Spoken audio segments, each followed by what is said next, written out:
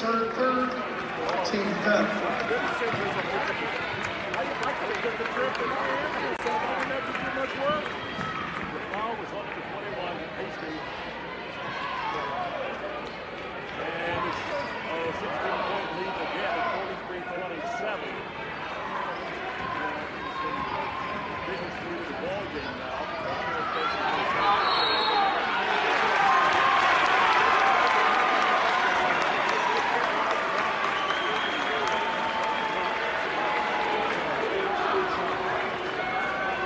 Cougar foul, number 10, Sydney Freeman, her third, team sixth.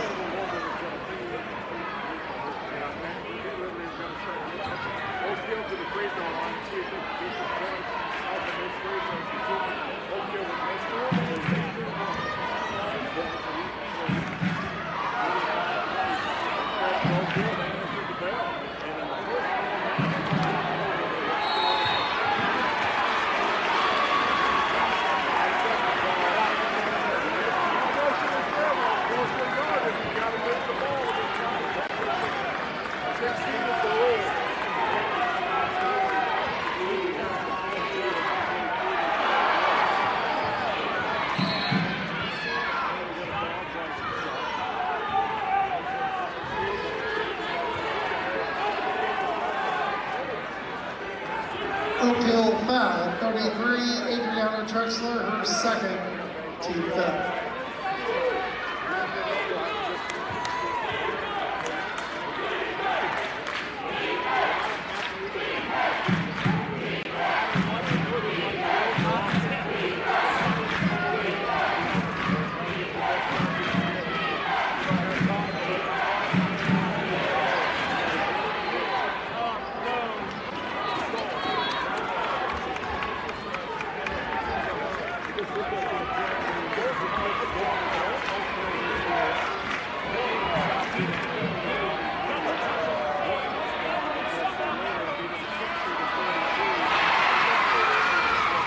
Rebound bucket. 10, 9, 8, 7, 6, 5, 4, 3, 2, 1. Some see a volleyball match. We see a student athlete learning how to be poised under pressure.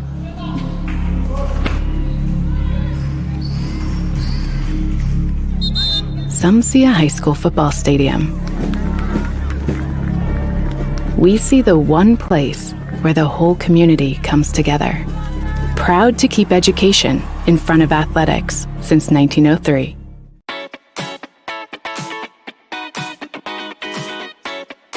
At Jordan & Vaught Insurance Agency, you don't pay extra for the over 80 years of combined experience that will be available to you when dealing with questions about your auto, home, farm, life, or Medicare supplements.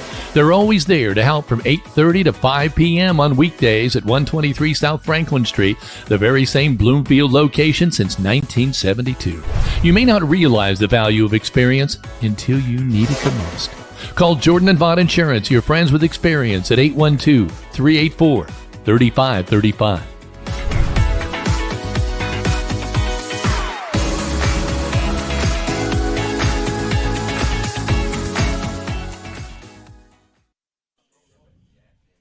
Good evening and welcome to Linton Minor Football as Miners on the road tonight at Eastern-Greene. Miners coming in with a record of 5-2. Eastern-Greene coming in with a record of 1-6. Heather, I'll turn it over to you for introductions. Well, tonight on You're up. Our broadcast live stream production, we have Big D Dan Phillips on color, Kevin Rader on play-by-play, Bill Denton on videography, and myself running production behind the scenes. And we'd like to say thank you to Aaron Buskirk, who has graciously offered us space here, as he always has. And we are very excited to be broadcasting here from Eastern-Greene for Week 8 of Linton Minor Football. We are currently in the Jordan & Vaught Insurance pregame show, and we always advise you to call Ross, Cindy, Rita, and Layton for 80 years of combined experience that treats you like family, making sure you're covered in your home, auto, or life insurance. So call Jordan & Vaught Insurance at 812-384-3535 today in Bloomfield. Kevin? Yeah, we're excited here. Eastern-Greene, as I said, coming in with a record of 1-6. Big D joining us again here tonight. Their only win coming over Mitchell. They have losses to Springs Valley, North Knox, North Davies, Eastern, Paoli, North Decatur. Miners coming in, and you know their schedule pretty much. Coming in at 5-2, trying to bump up to 6-2 before a really big showdown next week. Big D. Yeah, indeed. You've got Northview coming next week. That's going to be a big one, but you got to get through a game tonight, and one of the things you have to always be leery of when you're in a game that you're heavily favored is that you have to still play 100%. I thought last week with North Knox, Miners were heavily favored in that one. I thought they came out, took care of business, executed like they wanted to. We got to see the young kids as well, and that's what you hope. We can get through another night, basically injury-free, still without Cooper Smith, still without Dresden Kenworthy, but we saw some young kids get a chance to shine last week, and of course Eastern-Greene, a program that you got to go all the way back to 2017 for their only win over the Miners. That was a 35-12 win for them. They went on to the state championship game in 1A that particular year. But overall, Miners have kind of ruled this. They won 67-9 last year. First quarter was a little competitive. I remember a couple passes that could have been touchdowns that didn't make it. Again, Kevin, a tremendous night. Once again, the Rader weather has provided us with blue skies and a good temperature as well. I missed my calling. I should have been in weather, shouldn't I? Yes, sir. Raiders Radar. Would that have worked? Well, that would have messed up some play-by-play announcers. Now, it's my understanding that Eastern-Greene is going with a young quarterback, and the Miners have seen that a few times this year and been able to work that to their advantage. Saxton Pennycuff coming in as a freshman. Right, and last year, for the last couple of years, they've had the big Peyton Lewis guy who just kind of bruised people, but could also throw the ball well. He's graduated. We saw a kid last year late in the contest that we thought, oh, boy, he's going to be something, but he's not on the roster. So, yeah, this kid gets thrown to the Wolves, wears number 15. He's a tall kid. He can throw the ball pretty deep. They have a decent amount of receivers. It's just the quantity of the numbers is what they're going to have. They're in their 30s, it's just an uphill climb for them. But all they can do is try their best and try to run plays, and you never know on any given night, Kevin. Big D and I have called everything here. We were even here, wasn't it an 8th grade game or was it a JV game? It was a JV game, yeah. That's one of the 1 year. Big D and I and Heather were all here for sitting right in this exact spot. Yep, it's our 3rd time here and certainly enjoy being back. Let's take it to a break here, our first 2-minute break. Again, this is the Jordan and Vaughn Insurance pregame show. At Crane Credit Union, you can expect a personalized experience from people committed to your financial well-being. When you visit one of our 18 branches across southern and central Indiana, you will be greeted by our team that is committed to supporting your financial needs, dreams, and possibilities through all the stages of your life. From youth and teen accounts where it pays to get A's, to auto and personal loans that are processed completely within your local branch. Your local staff can assist you with mortgage and home equity needs, and when the time is right, we can help you with your IRA retirement accounts. We will be with you every step of the way. Crane Credit Union, building relationships since 1955.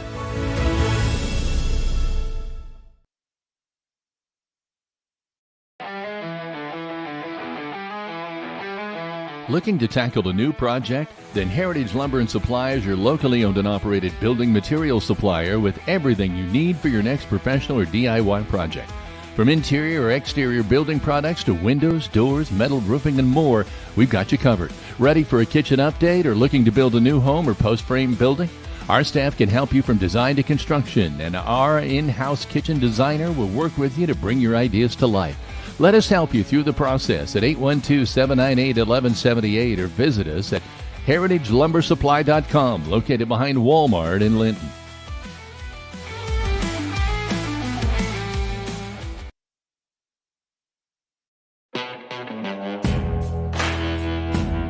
In over 50 years of business, 2 things have never changed at Linton Cycle Sales: honesty and fun.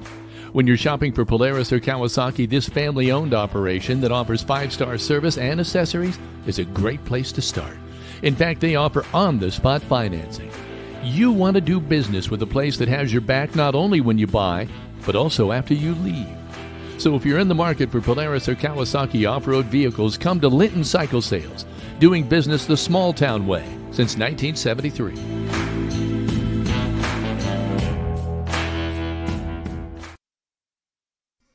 Welcome back to the Jordan and Vaught Insurance pregame show as we're here at Eastern-Greene with the showdown between Eastern-Greene and Linton-Stockton in football tonight. Big D, I kind of got us into a little bit about Eastern-Greene already with the quarterback situation, but what do we know about these folks? Well, you went down their schedule, who they played. Their one win tonight come against Mitchell, 2A team that hasn't won a game. So they got a new coach this year. He's a first-year coach.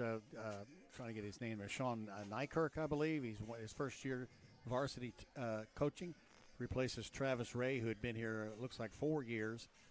He was 4-7 last year, was the assistant on that team, a defensive coordinator, I believe, for the T-Birds, who are just trying to build a good, solid program here and have some good athletes on both sides. But really the Miners have dominated this one. I'm trying to look down the scores. We had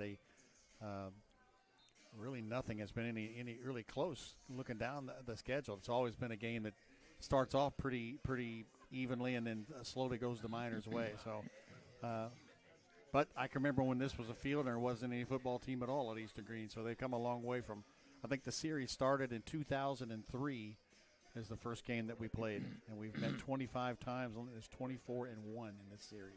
And, you know, right behind us, I don't know if you got a chance to turn around and look, but that soccer field looks just beautiful here. Yeah, I wonder what they're doing with that grass because it's perfect out there. So, whatever they're doing there, I need to try to do at home. Of course, I don't play soccer at home either. Well, you do look out on the field here, and there was a remark earlier when we first got here that maybe they should have mowed it one more time before this game. That's the old slow-down trick. That's the old higher grass kind of contains the speed. There was a couple schools we used to play that would always be watering their field right up to game time with the hopes that it would slow some people down. Well, we're going to take a look at some starting lineups when we return. Big D will take a look at Eastern as far as what he's been able to come up with for this football team, and we'll have that for you when we return. This is the pregame show. Good at a lot of things, like cheering on the Miners to victory. Indiana Farm Bureau insurance agent Jathan Wright is good at making sure your insurance needs are just right for you. That's why Jathan is here to help you work through any questions you might have about your auto, home, renters, business, and life insurance. Then you can get back to making sure the Miner fan section is louder than the other team. Talk to Jathan. Stop in or submit your information online and give him a call at 812-798-2615. Start with Indiana Farm Bureau Insurance and stop knocking on wood.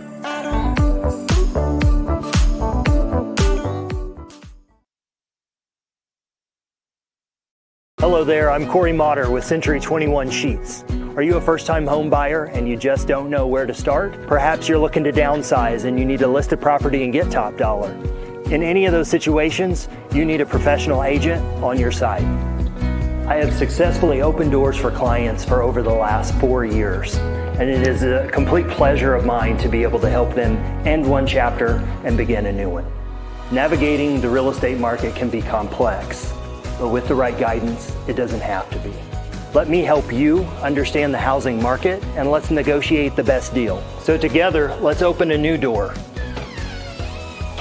and close it with Corey.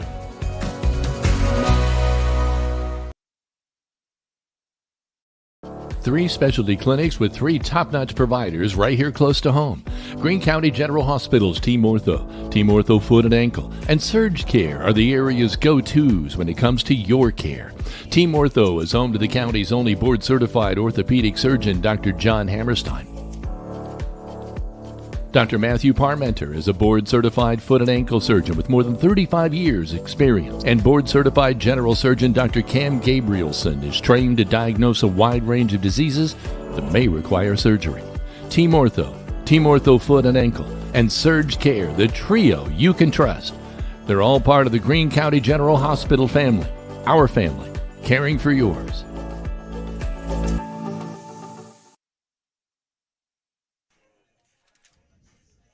Welcome back to Rader Media Sports. We'd like to give a special thank you to Team Ortho, who is one of our season-long sponsors, and Jed Arsenault obviously is here every night with the Linton Miners, and this will be unfortunately the last time that you will see them this week, because as we head into sectionals, Team Ortho is not able to be promoted in a Team Ortho role, but only in name only. So they'll be back next Friday night as we promote them during the Northview game, but we always like to give props and follow the rules and make sure that all of you are aware that we do thank them for their sponsorship as well as Jed's participation with the Linton Miners every single game. Kevin? Big D, why don't you take a look at Eastern for us on the offense and the defense? All righty, the best that I got. Of course, they did send me the starting list, which is great. I kind of looked up the stats to kind of have a better feel. As you mentioned, Saxton Pennycuff, he's going to be the quarterback. He has thrown for 610 yards. The big number that strikes out at you, though, is a 42% completion ratio and 1 touchdown against 15 interceptions. Unless that's a misprint, that's kind of what you kind of expect out of a freshman quarterback. But he's a pretty good-sized kid. As I try to get close to that, he's 6 foot 155. Unfortunately for the Thunderbirds, their running back Luke McNeil, I see, is in street clothes. So he's probably more important to them on the defensive side than he is the offensive side, because he was their leading tackler. Jace Brown wears number 3, 6 foot 195. He's one of the running backs. A senior, he has 96 yards rushing. Bryson Jones wears number 12, a senior, 5'8", 150. He has 60 yards rushing. Zach Herndon is a good-sized kid, 6'4", 180, as a wingback, or actually a wide receiver. Noah Coomer, another junior, 5'11", 160, rounds out what's really a wide open set that they run. Up front, James Schoolcraft, a senior, 6 foot 195. Alex Dixon, a junior, 5'10", 275. Wyatt Craig, a transformed running back. He's a senior, 6'3", 220 at center. On the right side of the line, it's Fletcher Flynn, 5'9", 210, and Landon Norris, 5'8", 200. Both of those guys are juniors. Also going to see Eli Engelking at 5'11", 185. Sauber going to be out there as well. Defensively, like I said, McNeil had been the leading tackler at the inside linebacker. Not sure who we're going to see in his place. His compatriot back there, Aiden Deckard, had 23 tackles. He's a junior, 5'10", 175. They returned 5 starters from last year on the defensive side. Ian McKnight comes back. Austin Easter, he's 5'10", 190 at one of the outside backers. Norris Dixon are 2 of the down linemen, along with Demetrian Bolin. He's a senior, 5'11", 185 at defensive tackle. The backfield is Coomer, Jones, Brown, and Herndon. As you can probably tell, Kevin, a lot of guys are going to go both ways on this team. As I look up, they have 33 kids on the roster. So not only did they lose about 7 seniors, they also had 3 more that didn't come back. So for a small program, that's a difficult thing to overcome. They have 8 singers on the squad, so they're going to rely on them quite a bit. And for the Miners, they just have to stay focused tonight and do what they do. And, of course, we have a lot to go over with. We have a Coach Brian Oliver interview. We want to come back with that. And Big D will obviously have the starters for Linton on offense and defense. So stay with us. This is the Jordan and Vaught Insurance Pregame Show.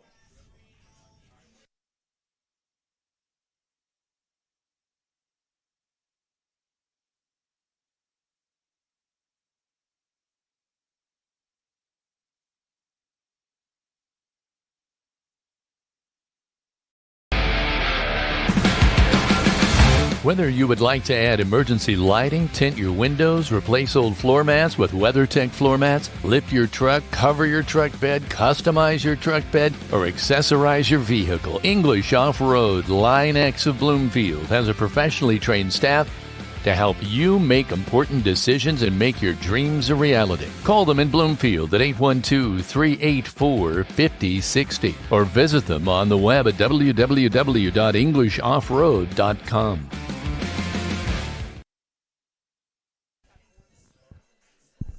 Welcome back to Rader Media Sports. We like to take this opportunity to go through a number of sponsors that you're going to see in tonight's rotation on a regular basis this evening in the actual broadcast.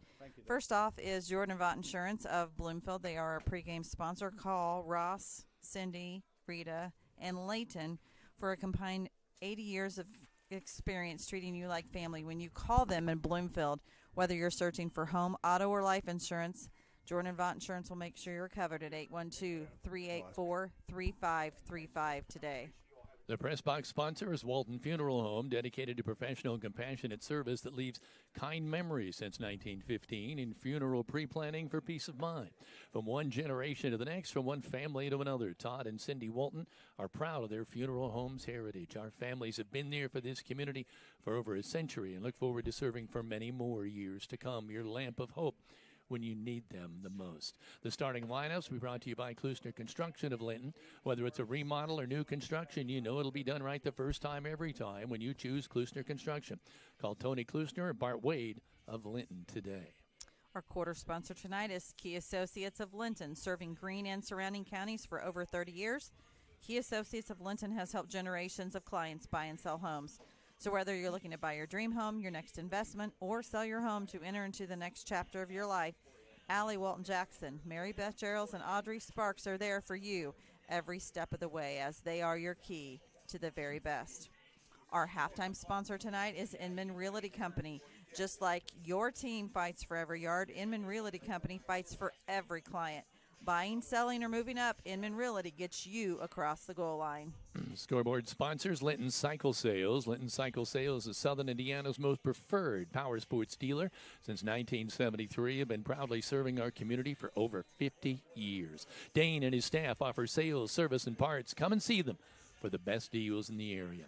And the replay sponsor, which we get a big kick out of, is the Greene County Vision Center. Greene County Vision Center is a local family-owned business located in Highway 54 in Linton. They've been providing quality eye care, glasses, contact lenses, treating patients like family since 2005, including Heather and I. With a large selection of designer frames, stop in and let their staff help you pick out your new look.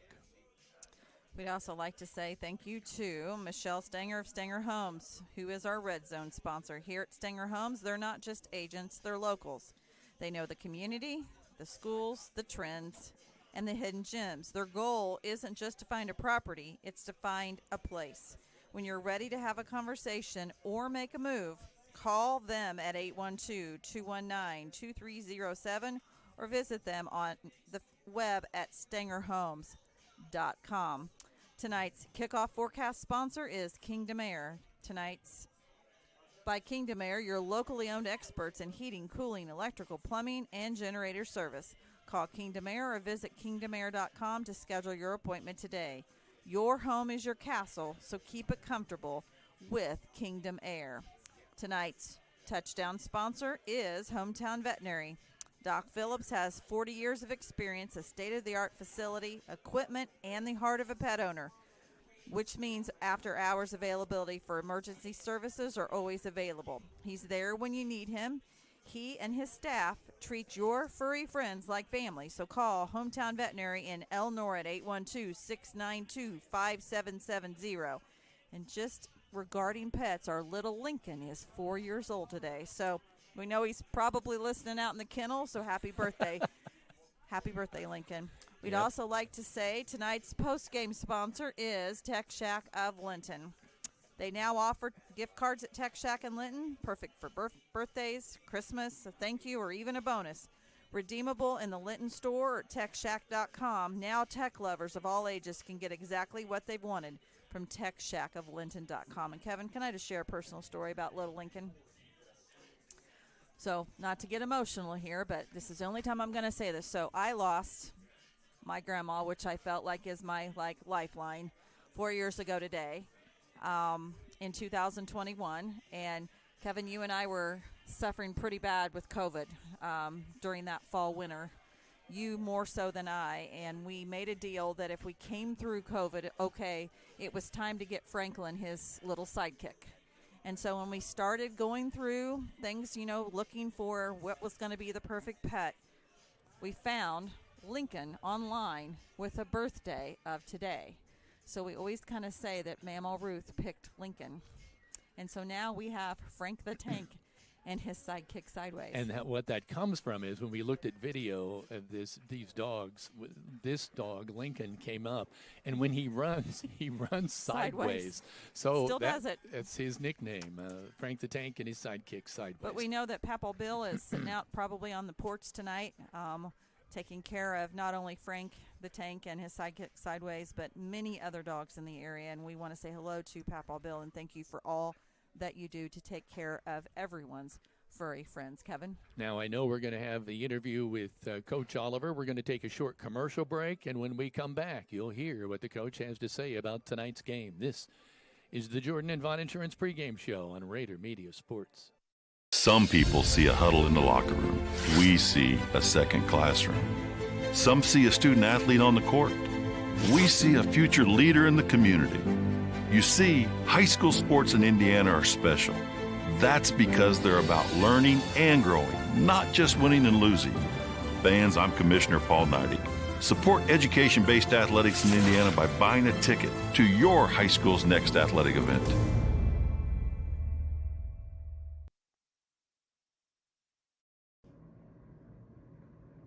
Coach Oliver, thanks for joining us. Let's talk a little bit about the game in the rearview mirror. You played North Knox for the last time, I guess. Yeah, I mean, last time in the regular season, you never know what happens in playoffs. I mean, they've been 2A before, we've been 1A before, so you never know what can happen. I mean, hopefully somehow we can get it back on our schedule. I mean, it's a close game, a close drive for us, and we've been playing it for a really long time. But I know their conference that they're in is growing a little bit as well. So, yeah, we'll see what happens. But, I mean, there's always a possibility we can play them down the road at some point. And it's the last time I'll bring up this scheduling issue, but that's going to put you guys in a little bit of a pickle next year, isn't it? Yeah, I mean, right now we currently have 2 openings, week 3 and week 7. The team from Ohio and then North Knox that week. We did have week 1, but we got that filled with Riverton Park. Boonville, we already knew that coming in the season that they were going to play Castle, so we took their Castle's Vincent's Lincoln game, so we have that one full. So yeah, currently we just have the week 3 and week 7, and I know Vanessa and we've been reaching out to different schools trying to figure out what's going to be a good match for us to get some teams on our schedule, so maybe we don't have to travel as far. Let's talk about Eastern-Greene coming up this week, coming in at 1-6, Coach. Yeah, I mean, we got a new coach there. They've had a lot of turnover the last few years, so I think they're trying to figure out. But I know most of those guys on the staff, the assistants, he's got some good coaches there. And it's going to take a process for them to get them where they want. I know he kind of started a little later than they probably preferred. But they are coming along. They had a big win earlier in the year to kind of get his first win in. But it's a 20-minute drive. We've got a good opportunity to go over and play and find a way to get better and push ourselves and focus on different areas that we need to work on. I know this time of year, it's always that the injuries kind of mount up. But I noticed it. Like Cooper didn't play last week, played the week before. You just decided to maybe rest him up a little bit? It was a decision. We decided to have him sit out for a little bit and kind of see him get evaluated on different things. So that's kind of how that goes. I mean, leave it up to the medical team to tell us what we can and can't do. So I kind of leave it to Jed and Doc Wilson, who can play and who can't, and take their advice, and we kind of go from there. So, yeah, I mean, they all start building up a little bit more. The bumps and bruises keep getting a little bit more. So, I mean, we do a lot of treatment with the guys. We give them extra day rest here and there when we can. So, I mean, we take it easy as much as possible, but we still got to do a lot of contact and condition ourselves to be ready to go out and play football. Just one other one I'll ask you about. That's Dresden Kenworthy, and I only ask because you've mentioned him several times about how well he's played. How's he doing injury-wise? He's doing well. Yep, he'll be back sooner than later. So we'll kind of good. He's probably one of our most consistent linemen. He's got a big role there in snapping, and so yeah, he's set out last week, and he's week to week now, but he'll be back sooner than later. Last week, does it help morale when you're able to play as many kids as you did? I mean, everybody was really pretty much, you almost were able to clean the bench. Yeah, I think everybody got in that was able to, that was supposed to be able to play. Yeah, that's always great when you get that. I mean, because you have all those young kids, and I mean, they have their own JV schedule. It's varsity. It's varsity. It's Friday Night Lights. That's what they all work for. I mean, in the years past, in some of our schedule, we've been able to get a lot of kids in every single week. But then again, that affects our varsity conditioning and getting them ready for a deep run in the postseason. So things like that, they're finally getting in on a Friday night because they work just as hard and they play Monday evenings. It's not the same as a Friday night when you got a huge crowd out there. So they're getting those opportunities, which is great for everybody to get in, and it makes it a fun night when you can get different people in at that point. I noticed a few kids that had not been able to, maybe they played and gave you a maximum effort, but have never quite been able to score touchdowns, were able to score some touchdowns. Yeah, I mean, we look at those scenarios and we try to reward those kids. I mean, they come out and they work hard, and it's like, okay, there's still some guys maybe just a little bit more athletic than them at times, but when they get their opportunities, hey, let's focus on this person and try to get them a score, reward people's hard work. They earn that opportunity, so we try to go out and reward them the best we can if the scenarios are right. I hate to throw around a word trap like a trap game, but you've got a really big game a week away. And of course, I know you take them one game at a time, but do you ever feel like there could be a trap game here? No, I mean, yeah, we got a big game next week. I mean, with Northview coming to home for our place for senior night. But overall, you really look at it. I mean, our goal is to get better every single day, no matter who our opponent is. And we're going to come out and work hard every single day, and we're going to push kids and get them outside their comfort zones. And this week here, one of our focuses working on our passing game. Focus on a lot of little things, whether it's just a simple correcting footwork, correcting our tackling techniques, just things like that. It's going to pay off down the road, and those little things pay off, and they really help us out as we get ready for tournament. Thank you very much, Coach. Good luck. Thank you. Coach Oliver with his pregame synopsis of how he wants this game to go tonight. And before we go to the break on the Jordan and Vaught Insurance pregame show, big deal. Have you just kind of your initial reactions to the coach? I thought that he handled the questions pretty well about how a trap game, because it really, I think North Knox might have been the bigger trap game coming into that game. But you can never overlook I think I've said a couple of times, you have to play 100% all times, because that's where if you slack off, that's where you get the hits you didn't expect, and you don't get the footing down. I think a couple of things I heard him talk about are a chance to get a lot of different players to play, not necessarily reserves, which is great, because I thought we could name all sorts of kids, which we will, I'm sure, as the game goes on. But we had a different center in Jimmy Wright because of the injury to Kenworthy, and we saw different players play different positions. I thought the other thing we saw was some different, unique pass plays we hadn't seen all season. Quick screens out that featured Oliver Stevens, who had a 35-yard touchdown. Kind of bubble run. screens. Yeah, and then we saw a little bit more effort trying to get the ball to Cottingham down the field as well. And I think coach is probably going to realize if they play like they should play, the first half is all you're going to get to see of that. So the Miners are probably going to try some I look for us to put some guys in some different players, different positions, because that way you got some experience in live football action. I know Big D still going to have starting lineups for the Linton-Stockton Miners ahead yet, but when we come back, there were some special developments just in the school today that may be of interest to you. Heather's going to have more on that when we return. This is the Jordan and Vaught Insurance Pregame Show.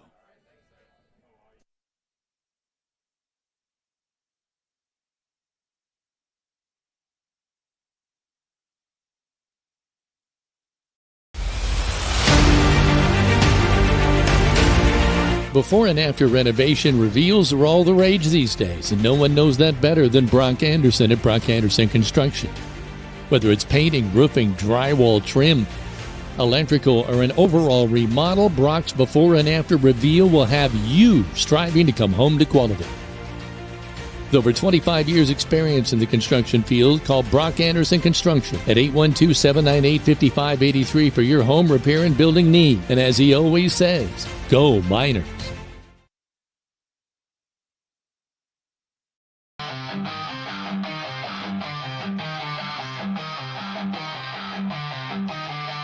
Locally owned for over 30 years, CAS Contracting DBA Kramer's Tree Service specializes in land clearing and development, including residential tree trimming, removal, stump grinding, vegetation control, compost, seasoned firewood, and quality hardwood mulches. If it's an outside job, call CAS Contracting DBA Kramer's Tree Service at 812-847-7221.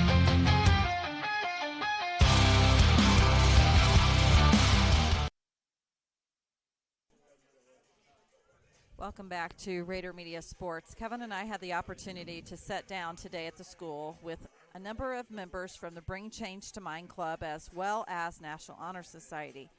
If you will all remember, a year ago, right around this time, freshman Colton Shields lost his life in a senseless tragedy. And even though it's been a year, it's still on the hearts and the minds of many Miners. And so these two teams, National Honor Society and Bring Change to Mind, came together to do some brain work to figure out how to honor his memory. And one of those was to have some benches made to place throughout Linton-Stockton in Colton's honor. Now, what's special about this is that today is National World Health Day, Mental Health Awareness Day. And so when we got the call today from Heather Harris, which is the Bring Change to Mind advisor, stating that, not only do CAPS help benches, but there's also monetary donations that go with each bench. They needed a little bit of help, and in the last week or so, there's only been one donation received at the school, which was from Kevin and I. So we decided to put our heads together and figure out a way where we could help. And we're going to play the interview, and then we're going to give you some follow-up to that once we come back. This is a production of Rader Media Sports.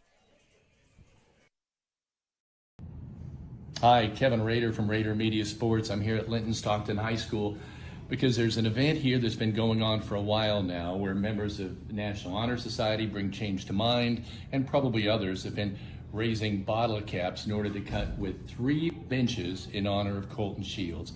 Heather, I'll let you talk a little bit about that. So obviously here at Linton-Stockton, Colton Shields was tragically passed away last year right around this time. And so Bring Change to Mind and National Honor Society have come together to raise awareness and be able to create some memory benches in his honor. And we all know that you can collect bottle caps, you can save from your water bottles, your Tide detergent, your cottage cheese lids, but each bench costs money to produce. And that's where we're asking the public to step up and help not only Bring Change to Mind and National Honor Society, but Linton-Stockton as well. And we're gonna turn it over to these ladies to talk about why they chose this project and how they want to move forward. Colton was a beloved student at Linton, and we wanted to do this in honor of his memory. So every time, like the 3 benches that are replaced, every time you passed him, you just think about him and everything that he's done. Anybody else, Ellen? I also agree with Shaylee. I think it's important to remember these people that have been involved in our community because, again, I think we do get caught up in the craziness of life and forget that these people did make an impact on our community. Going back to another person, Maddie, she was on the volleyball team and she passed away, I believe it was in 2019. And every time I see her bench, I'm just reminded of the impact she had on our community. And even though she's not here anymore, she's still, thought of. Yes. And so you hope that would be the same thing for Colton? For Colton, yes. Now I know we got to raise $1,500, and we thought we at Rader Media Sports could somehow try to help this. That's obviously a lot of money for kids to raise. So we've decided to donate a match for every dollar that's donated for these kids and for this Colton Shields 3 benches. We would match. We believe we can make this happen. And I guess we would ask all of you to help participate. And what would you guys say about that? It'd be pretty cool. I mean, you want to encourage people to jump in and help? Yes. We encourage you guys to jump in and help. Every little donation helps. Yes, it does. Get out there, post on social media and Facebook. I know that's a big thing to get word out there. So just anything that anybody could do would be huge. We appreciate it. So what we're going to do is we're going to, in the comments of this video, we're going to give you options as to how you can donate, whether it's $1, whether it's $50, $100. The goal is $1,500. So every time you donate, Rader Media Sports is going to match it. So if it's $1, if it's $50, if it's $100, Rader Media will match this. And we're going to keep a running tab on our Facebook page for accountability. And so if you are a business, if you're an individual, if you're a family, you're going to see your name posted in a graphic on Rader Media Sports. So that way the community can thank you. These ladies, these clubs can show who has a part of this. And it's kind of going to be a little challenge in the community because no one wants to be left out. But we'll also say if you want to give and remain anonymous, we'll honor that. We'll honor that as well. So ladies, what else would you like to tell those in the community that might be thinking about donating to this cause? It's a good cause. It's greatly appreciated. It's something that everybody in the community can be encouraged by and they can interact with. So it would be really great. Even if everyone watching would donate $1, it would go a long way. Yes. Well, thank you very much, ladies. Good luck. We'll make this happen. Thank you. Welcome back to Rader Media Sports, and we would love to report that Go ahead, Heather. I'm sorry, but we're on live. Go ahead, Heather. Or you need this out? Go ahead, Heather. Well, we don't want to pull anything. Heather, go ahead with what you're talking about. Okay, so we are happy to report that within 90 minutes of that video going online today, that $665 has been collected, which means take 665 times 2, which is what Kevin and I are chipping in to match, plus the $100 that we already donated. We are very close to our $1,500 initial goal. However, I'm sorry, I'm going to have to take a break. We'll come back in just a moment.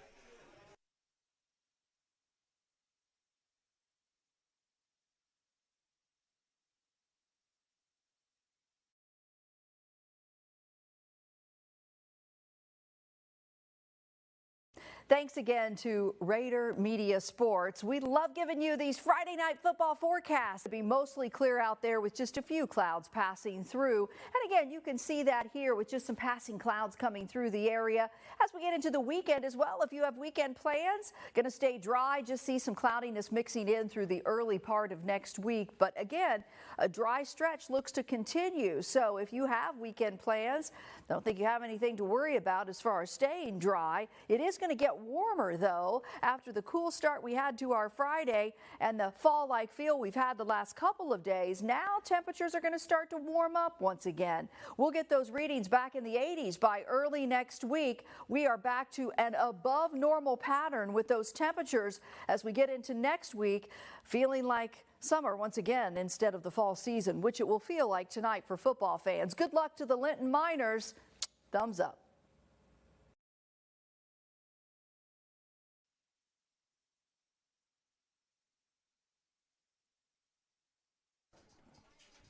Welcome back to Rader Media Sports. We apologize for that. We are crammed in a very small press box with lots of people needing lots of different things. So what we want to say is our initial goal was $1,500. That was the cost for 3 benches. And due to the generosity of a lot of people that saw our Facebook page and started Venmoing, Zelle, and so forth, we were able to collect $665 within the first 90 minutes. So you take the $665 times 2, it's $1,330. Kevin and I had already chipped in $100. So we are just $70 short right now of our $1,500 goal. We are told by the school that if we get past the $1,500, those funds will be used to possibly upgrade a bench or to use for transportation costs for those that are going to be driving down to pick the benches up. So we do want to say thank you to all that have chosen to donate, because $665 is coming from Linton Miner fans. Kevin and I are matching that at $665. And we do know that some people have already donated some things at the school, which we are very appreciative of. But if you do want some information on that, please go to our Facebook page and find out how. We've had some people just donate $1, some people have donated $100, some people have donated $5. So any dollar amount works. We do not want to necessarily fundraise on the air, but this is for a great cause at school because, Kevin, a life was lost. A senseless tragedy took the life of one of Linton-Stockton's owns last year, just right around this time, and we want to do our part into matching whatever is donated. So we've almost got the funds for those 3 benches, but we still wish if any of you would like to donate for that, then you are going to get recognized on our Facebook page, whether you give $1, whether you give $200. So please keep that in mind. Now, we just want to say that we wanted to jump in and try to help. This was an effort that was going on at school. They asked for our help, and so we jumped in. And we would also add, and this will be the last thing we'll say about this, other than thank you to all those people who have stepped up, is that we will say every life matters, every Linton Miner matters. And that is why the school stepped up. That's why we stepped up. Now, when we come back on the Jordan and Vaught Insurance pregame show, we'll turn Big D as we turn our attention back to football. They'll look at the offense and defensive lineup, starters possibly, and just how he feels, who will be on the field tonight when we come back. You're listening to the Jordan and Vaught Insurance pregame show. It starts well before the lights are turned on. The grill at the Grill is fired up well before the front door is unlocked and the first customer ventures in. I've been coming to the Grill for 30 years. It's the best restaurant in Greene County. It's a Linton tradition that's lasted over 100 years and the same family for over the last 40. Open 7 days a week with carry out, and speaking of traditions, they have steak night every Friday and Saturday night. If you didn't stop by today, there's always tomorrow at the Grill in downtown Linton.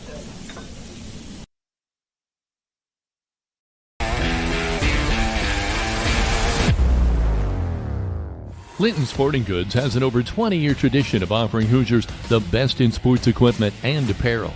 They feature Wilson, Demarini, Louisville Slugger, Marucci, Mizuno, and much more. Get ready for any sports season by shopping at Linton Sporting Goods on Highway 54, where the winners shop.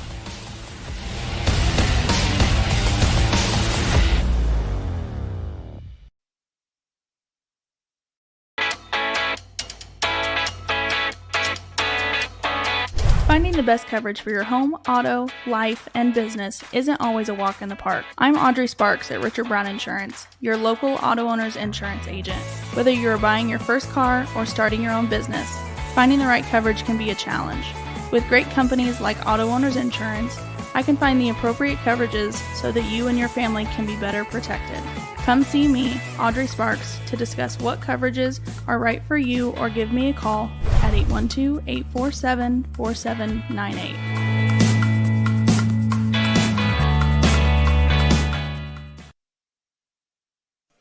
Welcome back to Eastern-Greene High School, where Eastern-Greene will be entertaining the Linton-Stockton Miners tonight.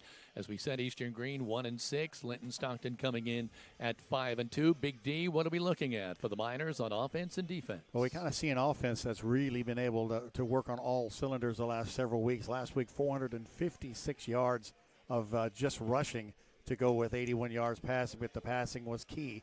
The quarterback, Paul Oliver, 6'4", 225, just in 4 games, has 474 yards rushing.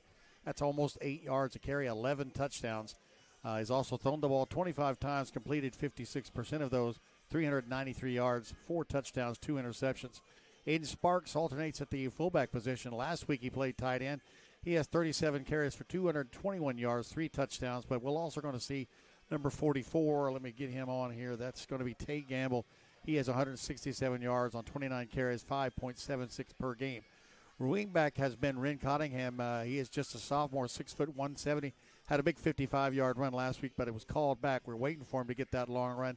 Did get his first touchdown of the year. He has 264 yards rushing, 45 carries, but more involved in the passing game in the last couple of weeks as well with, 2 catches for 30 yards. The other running back is Russell Goodman. He's carried the ball 88 times. A lot of that was as quarterback. He has 282 yards rushing there, 9 touchdowns. It's a big man on the inside. He's 105 yards as well catching the ball, more involved in the passing game. Corey Andrews last week was playing the line. This week he's back at tight end. He has 2 catches for 28 yards. He is 6'2", 250. Oliver Stevens, 5'10", 160 is the receiver.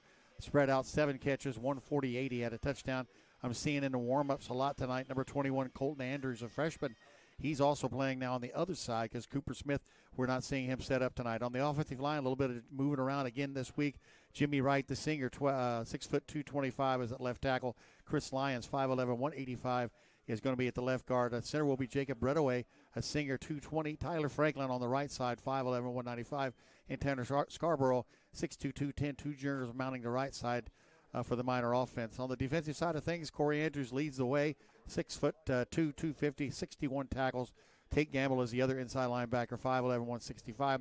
He is second in the squad with 38 tackles. The outside backers are Russell Goodman and Paul Oliver. The key thing with those two guys is they're 6'3", 6'4", and over 200 pounds each. They both can leap real high. They both have 5 tackles for loss. Up front, Jimmy Wright, Jacob Redaway, and Aiden Sparks are going to be the 3 down linemen. We'll also certainly see Trip Haynes come in on passing downs. He leads the team in pressures with 10 of them. The defensive backs, Ren Cottingham, Oliver Stevens, Colton Andrews, and senior R.J. Wilson, a senior, 5'9", 165. A couple of things I do want to mention we should make note of. Ren Cottingham, the sophomore, is the long snapper for extra points and for punts. So that's kind of unusual that he's, as a sophomore, he's won that job. Also, Drake Netherlane, I noticed, was doing the holding for the new kicking game that we have with Luke Miller and, of course, Shaylee Killian. And the other guy was going to point out, was Archie Wilson has since taken over on the kicking job, kicking the not the extra points, the kickoffs, averaging 42 yards a kick, most all of them landing inside the 15. That gives the Miners a little bit more weapons. As the year goes by, some guys are getting keyed in specific areas. All righty, we'll have more of the Jordan and Vaught Insurance pregame show when we return. This is Rader Media Sports.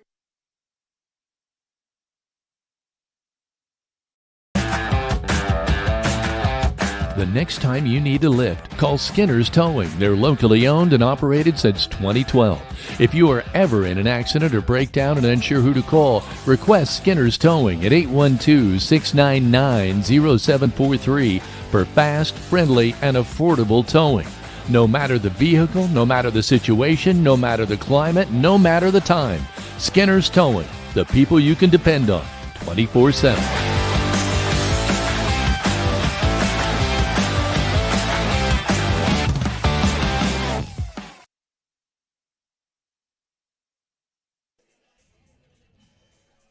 Welcome back to Rader Media Sports. Tonight's kickoff sponsor is Kingdom Air, your locally owned experts in heating, cooling, electrical, plumbing, and generator service. Call Kingdom Air or visit kingdomair.com to schedule Your Home is Your Castle. Keep it comfortable with Kingdom Air. Tonight's kickoff forecast is 64 degrees with a real feel of 65 degrees. The winds are out of the south-southwest at 1 mile per hour with 3 mile per hour maximum wind gusts. The humidity is falling right now at 51% with indoor humidity, which we're not getting much of 45%. The dew point rests right now at 46 degrees with visibility of 25 miles. Cloud cover is now at 35% and the air quality is at 36, which is rated as fair. So we do want to say here in what they claim to be Little Cincinnati / Owensburg, we are at 64 degrees. We will keep you updated as the temperature falls. We also want to say thank you to WTWO, your local weather authority, for providing this week's forecast. Kevin? And so, Big D, once again, we have what I'd say was almost a picture-perfect night for football. The key thing she said, there was a dew point when it's that low. I know enough about weather that the low dew point means no humidity. And that's what you like if you're outside playing a football game. It couldn't be, from a football player standpoint, couldn't be any better unless you really like a mud game, and I don't think anybody wants that tonight. We also want to say that we'd like to do just a really quick check-in. We do recognize those that are checking in with us on Facebook Live as well as YouTube, so please do go to our YouTube station and give your comments for a possible shout out on tonight's broadcast, as well as Facebook. You can watch us too on the Indiana High School Athletic Association Champions Network, which is the preferred network. We're going to say hello to Shuzi Shepler, who says, in the stands for the first time this year, have been watching all season, and you guys have done a wonderful job. Let's go Miners. Special shout out to Harrison James. Also, Junior Gerald says, Kristen and I watching at home from tonight in Linton, looking for another Miner win. Margaret N. Simon says, sounding great as usual. Oscar Pete says he left the porch light on for his favorite football team. And I want to say thank you to you because you sent little Lincoln from Oscar Pete a nice happy birthday wish today. So thank you for that. Ah, yes. Jay and Delaney Reichman are watching from LaPorte, Texas, and says, go Miners. Also from home, Chris Spink, Peggy Fonseca, Summer Joe. Also to Mark Gaither, who is checking in from Grays Creek, North Carolina, and my dad, who is checking in somewhere in Alabama. Sweet home, probably. Sweet, yeah. Sweet home, Alabama. A good place to be on the water, no doubt, hopefully for their sake on a nice vacation.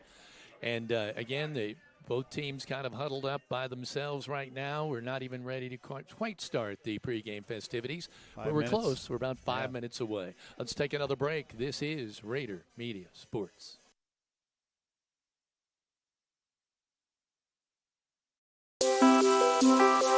In high school, I didn't really ever know completely what I wanted to do. My dad, he's the one that's in the trades. He told me all the benefits, and so I ultimately decided to to join the Carpenters Union. My life is better today because of my career choice, because I have health insurance and benefits and just a better future for myself and my family. This is a great opportunity, especially right now in Indiana. It's high demand. Every trade, they all need people to work, and it's going to benefit you in the long run.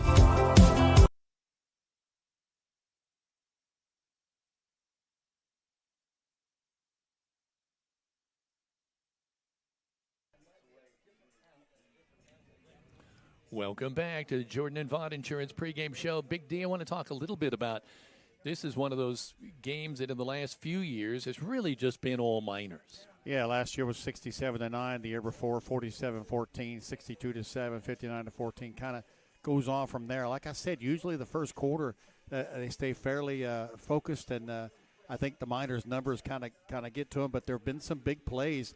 Last year, Peyton Lewis hit on a couple of long passes, and early in the game, they had a couple that could have gone their way. You give any team some momentum. You give them any kind of a shot to think that they got a shot, and the other team gets down. You just never know at any given time. I think Coach, as you said in the interview with him, as he said, you want to focus on getting better every week, things you want to work on to help you. Now, next week with Northview, probably one of the toughest teams we're going to face all year. You got 2 games in a row where we may win by a large number. Want to stay focused, do the things you do real well.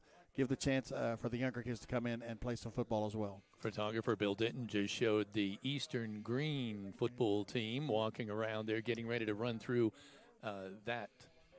I'm sorry, Heather, what did you? No, go ahead.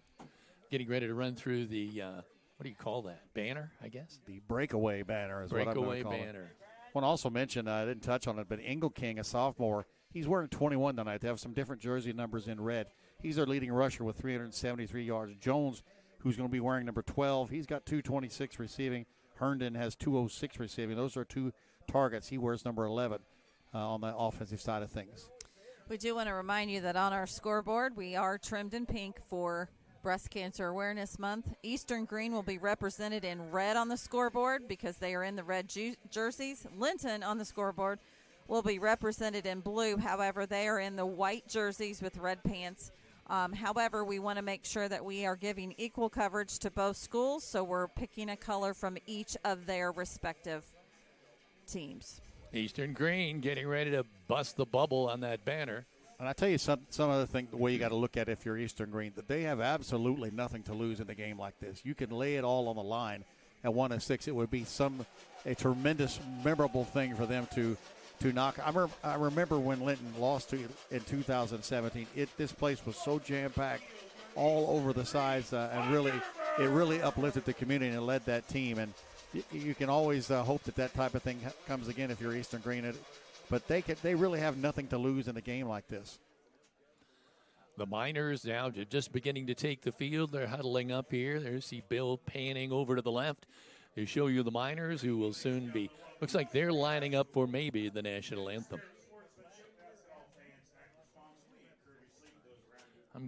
Excuse me for a second. I'm going to turn that on, Big D. SAA events. Let's afford the student athletes, coaches, officials, and your fellow fans the respect they deserve. Your cooperation is appreciated. Eastern-Greene High School is a tobacco-free campus. Smoking, chewing, and or vaping are forbidden from the property.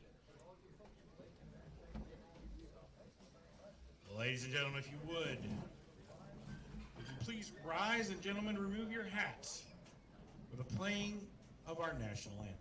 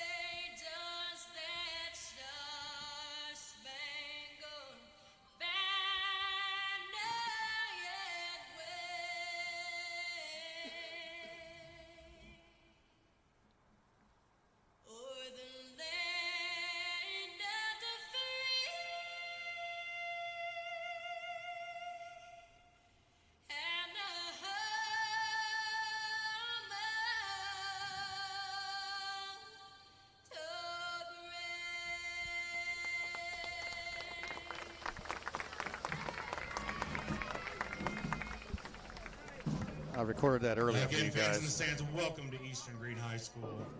If your stomach is empty, make sure you visit our concession stand for hamburgers, hot dogs, candy, popcorn, pretzels, Coke products, Dippin' Dots, and even the... Waiting here for the Miners start to take off.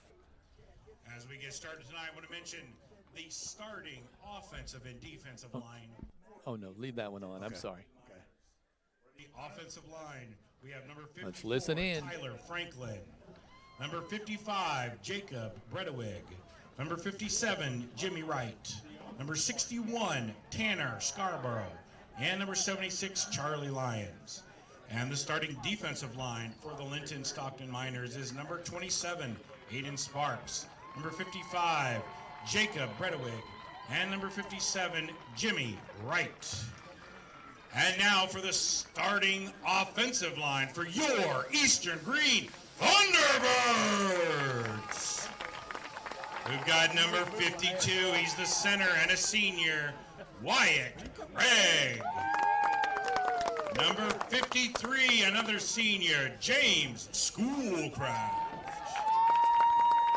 Number 67, Fletcher Flynn. And number 77, Alex Dixon.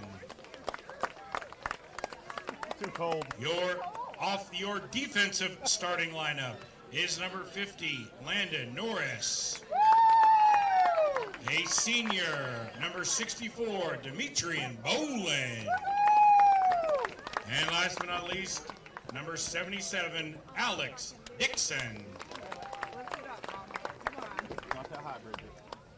Your officials for tonight's contest, Brian Patton, Caleb Andre, Daniel Allen, Isaac Bowles, and Jerry Haas. I see the captains for Eastern-Greene. Number 11, Zach Herndon is making his way out. Number 12, Big D, there's, Zach Herndon. 12 is Brenton Cook. Brenton Cook, okay. I got to get that changed. Where's that on this roster?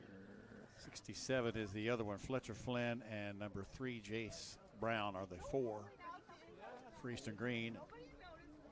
I think I got the minor captains memorized now after this week 8 with being Paul Oliver, Cooper Smith, Corey Andrews, and Jimmy Wright. Of course, it's a shame to see Cooper. This is going to be the 4th game now he's missed this year. Yes, and I do know, having heard from someone who's definitely in the know, that football is his favorite sport.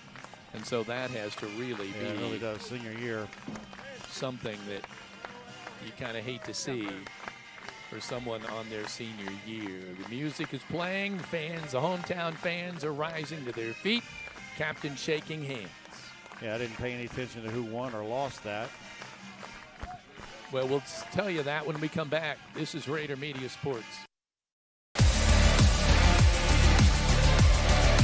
Whether it's the classroom, the field, the stage, or the court, it's time for another production of Rader Media Sports, home of the Miners, on the Champions Network of the IHSAA.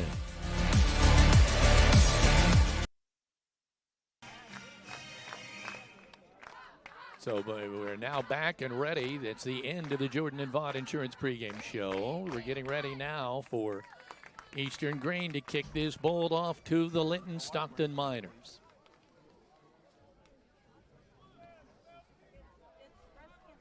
So let's take a look and see who we have back for. Off for the Thunderbirds. 29 is their Senior, kicker. number 29, Caden McCormick. You heard that coming through the announcer, Caden McCormick. Number 4, Ren Cottingham is the deep back. Oliver Stevens is one of the up backs, along with number 21, Colton Andrews. So the ball's teed up. You hear the fans ready to go. There's the kick. Very short kick, fielded by number 19, Crowther. He's across the 40. The 45 falls forward. First down and 10 Miners at their own 45. Yeah, he took that catch on the run. I was really kind of worried about him leaning into the ball, but he ran across the field. Deckard's going to make the tackle, but he does a good job. The Miners going to have the ball at the 45-yard line. Yeah, he did more than just field it. He ran up to that ball in full stride and took off. He had an opportunity, and he wanted to take it. Number 7, Oliver Stevens, wide of the left. We got wide receivers left and right. Slot wide receiver to the right as well, working between the hash marks. He's going to fake one way. He's got to try to throw it out here to Goodman, who's wide open. He's got the ball at the 30, the 25, spun down at about the 22. The Miners start with a long pass play. First down and 10. They're very close to the red zone. Yeah, I think you're absolutely going to see the Miners working on that passing game early in this contest. That was a nice pass, no pressure at all. Two receivers really were out there. Nice catch in the on the run as well. It really was kind of over his shoulder, but he was able to pull that one down. So the Miners break the huddle here. One running back looks to be Aiden Sparks, looking over to the right. Kind of a bubble screen, throwing to Colton Andrews. He's inside the red zone, out of bounds inside the 15 at about, I would say, the 13. Yeah, another first down. I really did think that we were going to see Colton Andrews at some point in the season start being utilized on offense, and they're utilizing him with Oliver Stevens on one side and he on the other. He looks like a natural athlete, just a freshman. The ball at the 11. So the Miners can get another first down. They have two wide receivers to the left. That's Cottingham and also Stevens. They're going to throw that way. Oh, we got there early. Oh. Stevens, yeah, it was right on the money, but he couldn't bring it in because he got popped quickly by number 10, Noah Coomer, the junior. Laid down the wood. Yeah, there just knocked him away from that football. Just as the ball got there. Good timing on the play. Yeah, you read that one well, actually. Miners saw the whole offensive line pulling. Second down and 10. Have we yet to see a running play? I don't think so, and I think that's probably what we're going to see. Coach made a point of talking about working on a passing game because we're going to need to be able to do that come Northview. Wide to the right, Colton Andrews. Oliver Stevens to the left, along with Ren Cottingham. One setback, it is Aiden Sparks. Oliver is going to give on a counter play. Goodman running down the right side, and he's very close. He's all the way in the end zone. From 11 yards out. A hometown veterinary touchdown, the first of the ball game. Well, and I think if there's one thing we've seen the Miners in the last several weeks, you were not going to bring down Russell Goodman on that first Touchdown for the Miners. Try to tackle him high. He went through 3 Thunderbirds to get in that end zone. Let's see if they're going to what they're going to do here. They are going to go for 2. It looks like Oliver. And coming out here is Shaylee Killian is in tight left. Yeah, we saw this. Let's see now. We're missing a player. Now they've got a guy in there. Number 44, Tate Gamble, coming in a little late. He's the lone setback. They're going to give it to Tate straight ahead, and he's going to go in standing up for a 2-point conversion. So with 10:51 remaining in the first quarter, the Miners take it the distance from about the 45, 55-yard drive. And Big Deal break that down for us when we return. But they have an 8-0 advantage already on the Linton Cycle Sales scoreboard. Crane Credit Union supports area schools and wants to encourage every student to do their very best. With youth and teen accounts, students can earn $5 for every A on their semester report cards. For more information, visit your local Crane Credit Union branch or find out more at cranecu.org. And Katie Marie Photography is located in Duggar, Indiana, specializing in newborns and littles. You can find her page on Facebook for more information at Katie Marie Photography. Also, let your Indiana Farm Bureau insurance agent, Jathan Wright, help you think about insurance. Stop by the office, submit your information online, or give him a call at 812-798-2615. Kevin? Looking and seeing, checking on who is deep here. Number 21. Well, I don't see one on the roster. That's Colton Andrews for us. Oh, we're talking about them. No, for them. Yeah, 21, number 20 and number is 20. Ingle King. It's, number 2 in a white jersey. Okay. Want to say hello to Dan and Teresa Carpenter. Says good luck, Miners, watching online tonight. Thank you, Rader Media Sports. So Ingle King is wearing we tried a short kick as well. onside kick, so I guess I won't worry about it for the moment. But number 20 was also back there. Or is that who it's Ingle King is? Ingle King's 21. A guy named Andy Fry is 20. Boy, why don't I have either one of those well, on this roster? Your roster's the white jerseys, and they're different for red. A few of them are. Okay, so I need to. So it'll, you'll just have to probably get used to it. throw that roster away and start with a new one. We come out here with a quarterback. That's number 15, Saxton Pennycuff. He retreats, throws out here on the flat on the left-hand side. Got a little running room. He's outside the 45, then spun down by number 21, Colton Andrews. But a good pickup of about, well, we'll say 3 to 4 yards. Englehart made the catch, and of course, and he's down. Now you hate that. He's their main running back, and McNeil is already out. He's hitting the ground pretty hard. He's up, trying to get up. Just a sophomore. We are going to take a quick timeout. We'll be back in just a moment. This is a live stream production of Rader Media Sports. Brian Carell, formerly of Carell's Gas, wants to thank his customers for over 70 years of continued support for his family and business. You'll see Brian at community events throughout Linton in the future, and his family thanks you for continued support. And he adds, go Miners.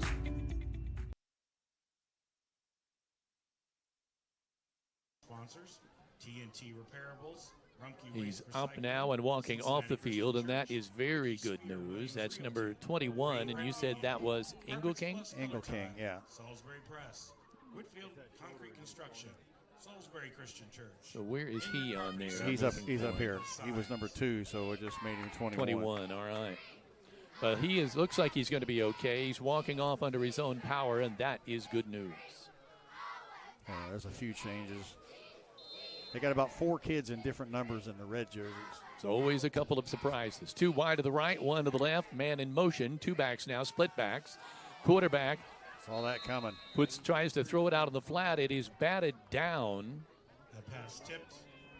Yeah, that was, they're trying to throw the ball out quick to the back. That was to Deckard. Was that Tate Gamble who knocked that ball down? That was Oliver. Oh, you got Oliver and you got Goodman on either side, 6'3", 6'4". They're both just jumping straight up. One of them is going to get one of those. We do want to say thank you to Bill Denton, who is our videographer this evening, who has over 40 years of experience on the camera. So we do thank him for making the trip down to Eastern for tonight's matchup. Zach Herndon coming here wide to the right. Nora Coomer in the slot right. The ball working on the left hash. Man in motion. They're going to give it to the fullback straight ahead, number 6. That's Aiden Deckard. But there was a whistle before he even was able to turn the corner, and it's going to be 5 yards, illegal procedure.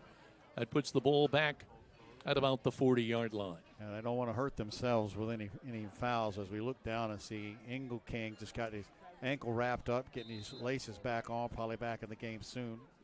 I want to say hello to That's Michelle Hollingsworth watching from home. Let's go Miners. Brent Kenworthy watching from home. Go Miners. Love to number 59. And Abigail Hubbard says hello from Linton. Saxton Pennycuff, only a freshman, 6 foot, 155-pounder, but he looks like he's got some moxie back there. Yeah, and he can throw the ball pretty well from what I saw on film. Receivers left and right. Here's the rush. Going to go out there. It's going to be intercepted by Oliver. He's got it at the 40, the 30, the 20, the 10. Touchdown, Paul Oliver. Yeah, tried to go to Deckard on the inside. I'm not sure where that looks like the official threw it down somewhere. 42 yards. Yeah. Touchdown for Paul Oliver. That is a hometown veterinary touchdown. And we talked about 15 interceptions, and that's kind of now it's number 16. This one is a pick 6 for the Miners at the 10-18 mark. Hello to Steve and Janet Wade saying go Miners watching from home. Miners off to a torrid start. It's already 14-0 going out here for an extra point. Let's see the 2-point conversion. Number 44, Tate Gamble, the lone. No, we've got setbacks left and right. Working under the center. Oliver goes to the left, in trouble. Now throws it out to the right. Got a man all alone over there. Russell Goodman. And there's a 2-point conversion. What a scramble. That was not planned. He went to the left, looked for his receiver, nobody home. Starts to scramble and sees Goodman all by himself. Yeah, I think he was definitely looking for Killian, but every Eastern player out there was looking at Killian as well. So he threw that all the way across the field. 16-0. The Miners have the lead here on the Linton Cycle Sales scoreboard.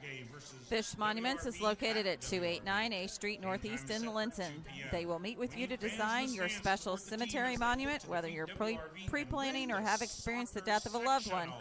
Contact Fish Monuments in Linton or reach them by phone at 930-236-3002 today. And Team Ortho Foot and Ankle Center is home to board-certified foot and ankle surgeon Dr. Matthew Parmenter. He has more than 35 years of experience treating patients across southern Indiana. For more information, call Team Ortho at 812-847-3381. Our family, caring for yours. Kevin? So the Miners teeing it up, and I believe that is R.J. Wilson, thank you, number 80. Teeing that ball up at the 40-yard line in between the hash marks. Going from right to left, Miners jump out early, 14-0, as the lights begin to take effect here at the Eastern-Green Thunderbird home football field at the 10, the 15, out across the 20 to about the 23. Looks like 20 is where that will end. That's going to be Fry. Kickoff return by number 20, Andy Fry. He got looked like number 44 was one of them. Yeah, Tate Gamble. There were a host of Miners there. Pretty big hit at the 24-yard line. Well, Eastern just has to come out and try to get. They had some decent plays there early, but without the threat of a running game, the Miners can just kind of tee off. Well, I think the freshman just learned you can't put a lot of air under that ball. No. If you're going to throw it against the Miners, you're going to have to. And Ingle King is back out there at running back, 21. Good to see. Eli Ingle King, only a sophomore, but a good running back. Waiting for the snap. There it is. Going to drop back under pressure. Has to scramble. Tries to throw it. Loose football. The Miners get on it. So was it a pass or a fumble? Let's wait for the call. He threw the bag as if it was a fumble. So if that's the case, the Miners will have the football and a chance for a third touchdown. I want to say hello to Larry and Rita Goodman-Smith watching from home. Fumble recovery for the Miners makes that first down. Boy, it can't be a worse start. The ball at the 17-yard line. I'm not 100% sure who that was that recovered it. It was Sparks that was on the pressure. Not bad when you start out in the Stanger Homes red zone for the opposing team, of course. Paul Oliver running back to the huddle has the play call. Miners up 16-0, 10 minutes to play here in the first quarter, and they're threatening to add on some more. I want to say hello to Bob Spears watching from home tonight on YouTube, says Go Miners, as well as Jessica McKee. Family says watching from home tonight again, so thankful for the live stream, and we hope, Jessica, you are doing much better. Goodman in motion. Oliver takes it off tackle. He stood up. They should be blowing the whistle anytime here at about the 14, maybe the 13. We'll see. Looks like the 13. The T-bird on the bottom of that pile was senior, number 64, Demetrian Bowen. Demetrian Bowen looked like he was the bottom guy on the run by Oliver. He didn't have a lot of room there, really, but he did pick up 4 yards. Second down, 6. Yeah, going wide to the right is Oliver Stevens. Well, the problem here is you're getting the ball a short field, which is great, except you just don't get a chance to work on your offense. Oliver, man in motion, fakes there. He's got a man wide open. In fact, got 2 men out there wide open. And there's a touchdown, but there is a flag down at about the 18, 19-yard line. It's going to be against the Miners. This one is going to come back. Against Linton.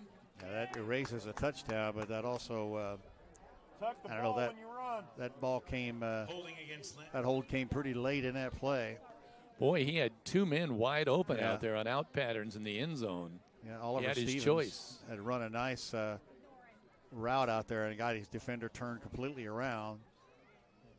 That's going to make it second down 16 and move the ball outside of the red zone to the 23.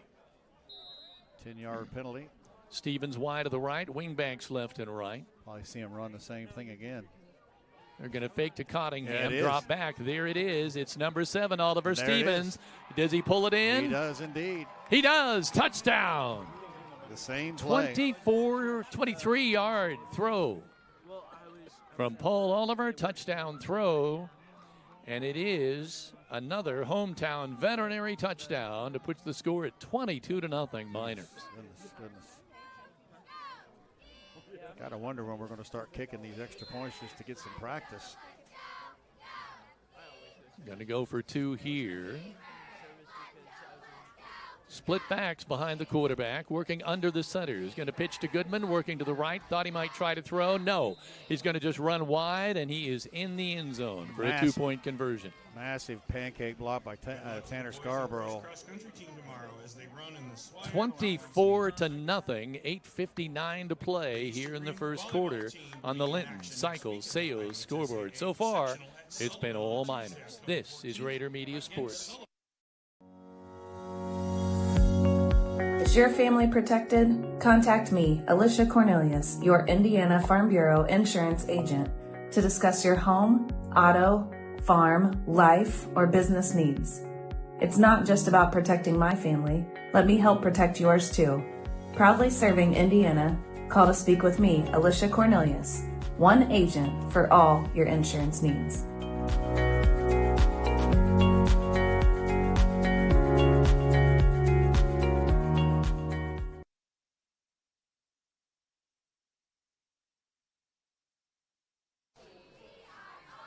Welcome back here to the home of the Thunderbirds. Miners have the football teed up.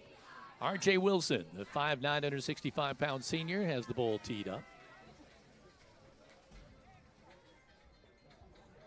And back for Eastern-Greene, number 21, Eli Engelking. And he's joined back there by number 12, Brenton Cook. So we'll see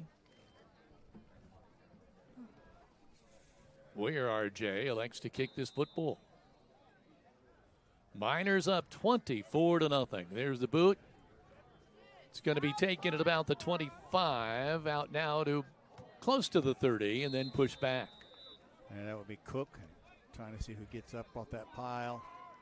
I'm never going to get a good feel. Looks like it could be Jimmy Wright. So 1st and 10 for Eastern-Greene. They do put the ball Senior Bryson Jones down at the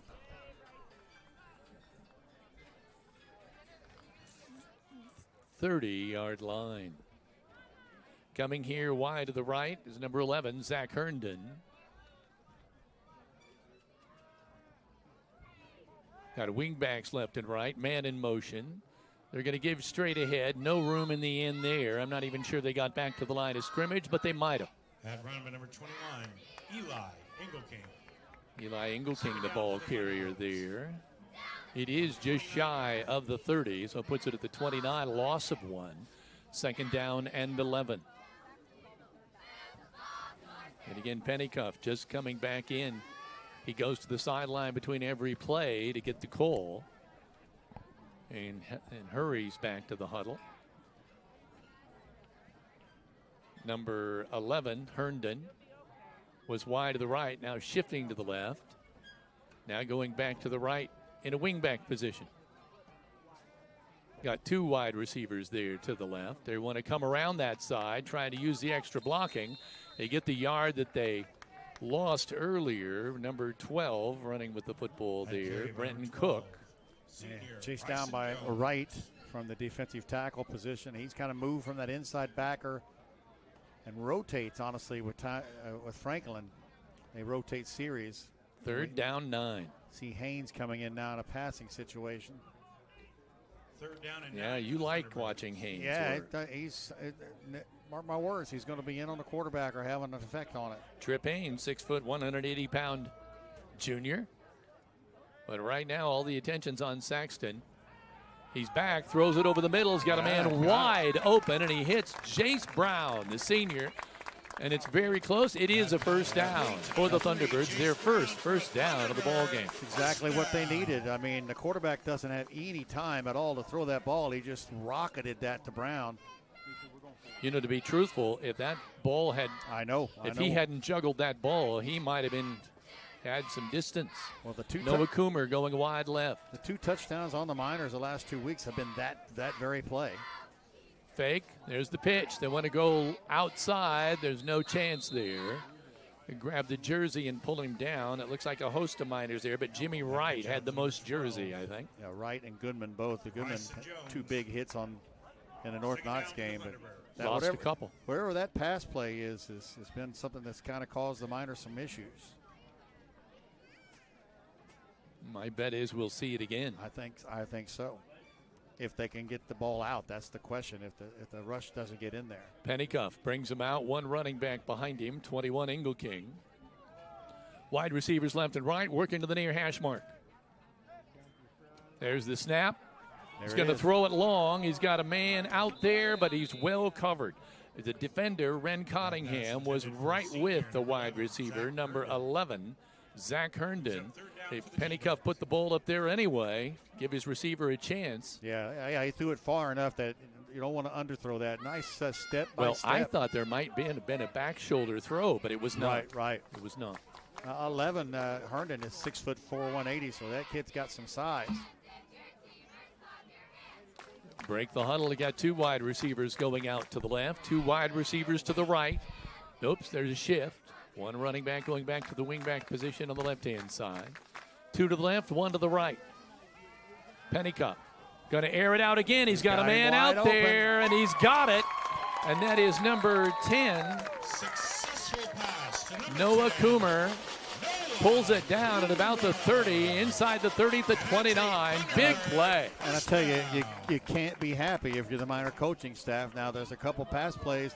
That kid was too wide open.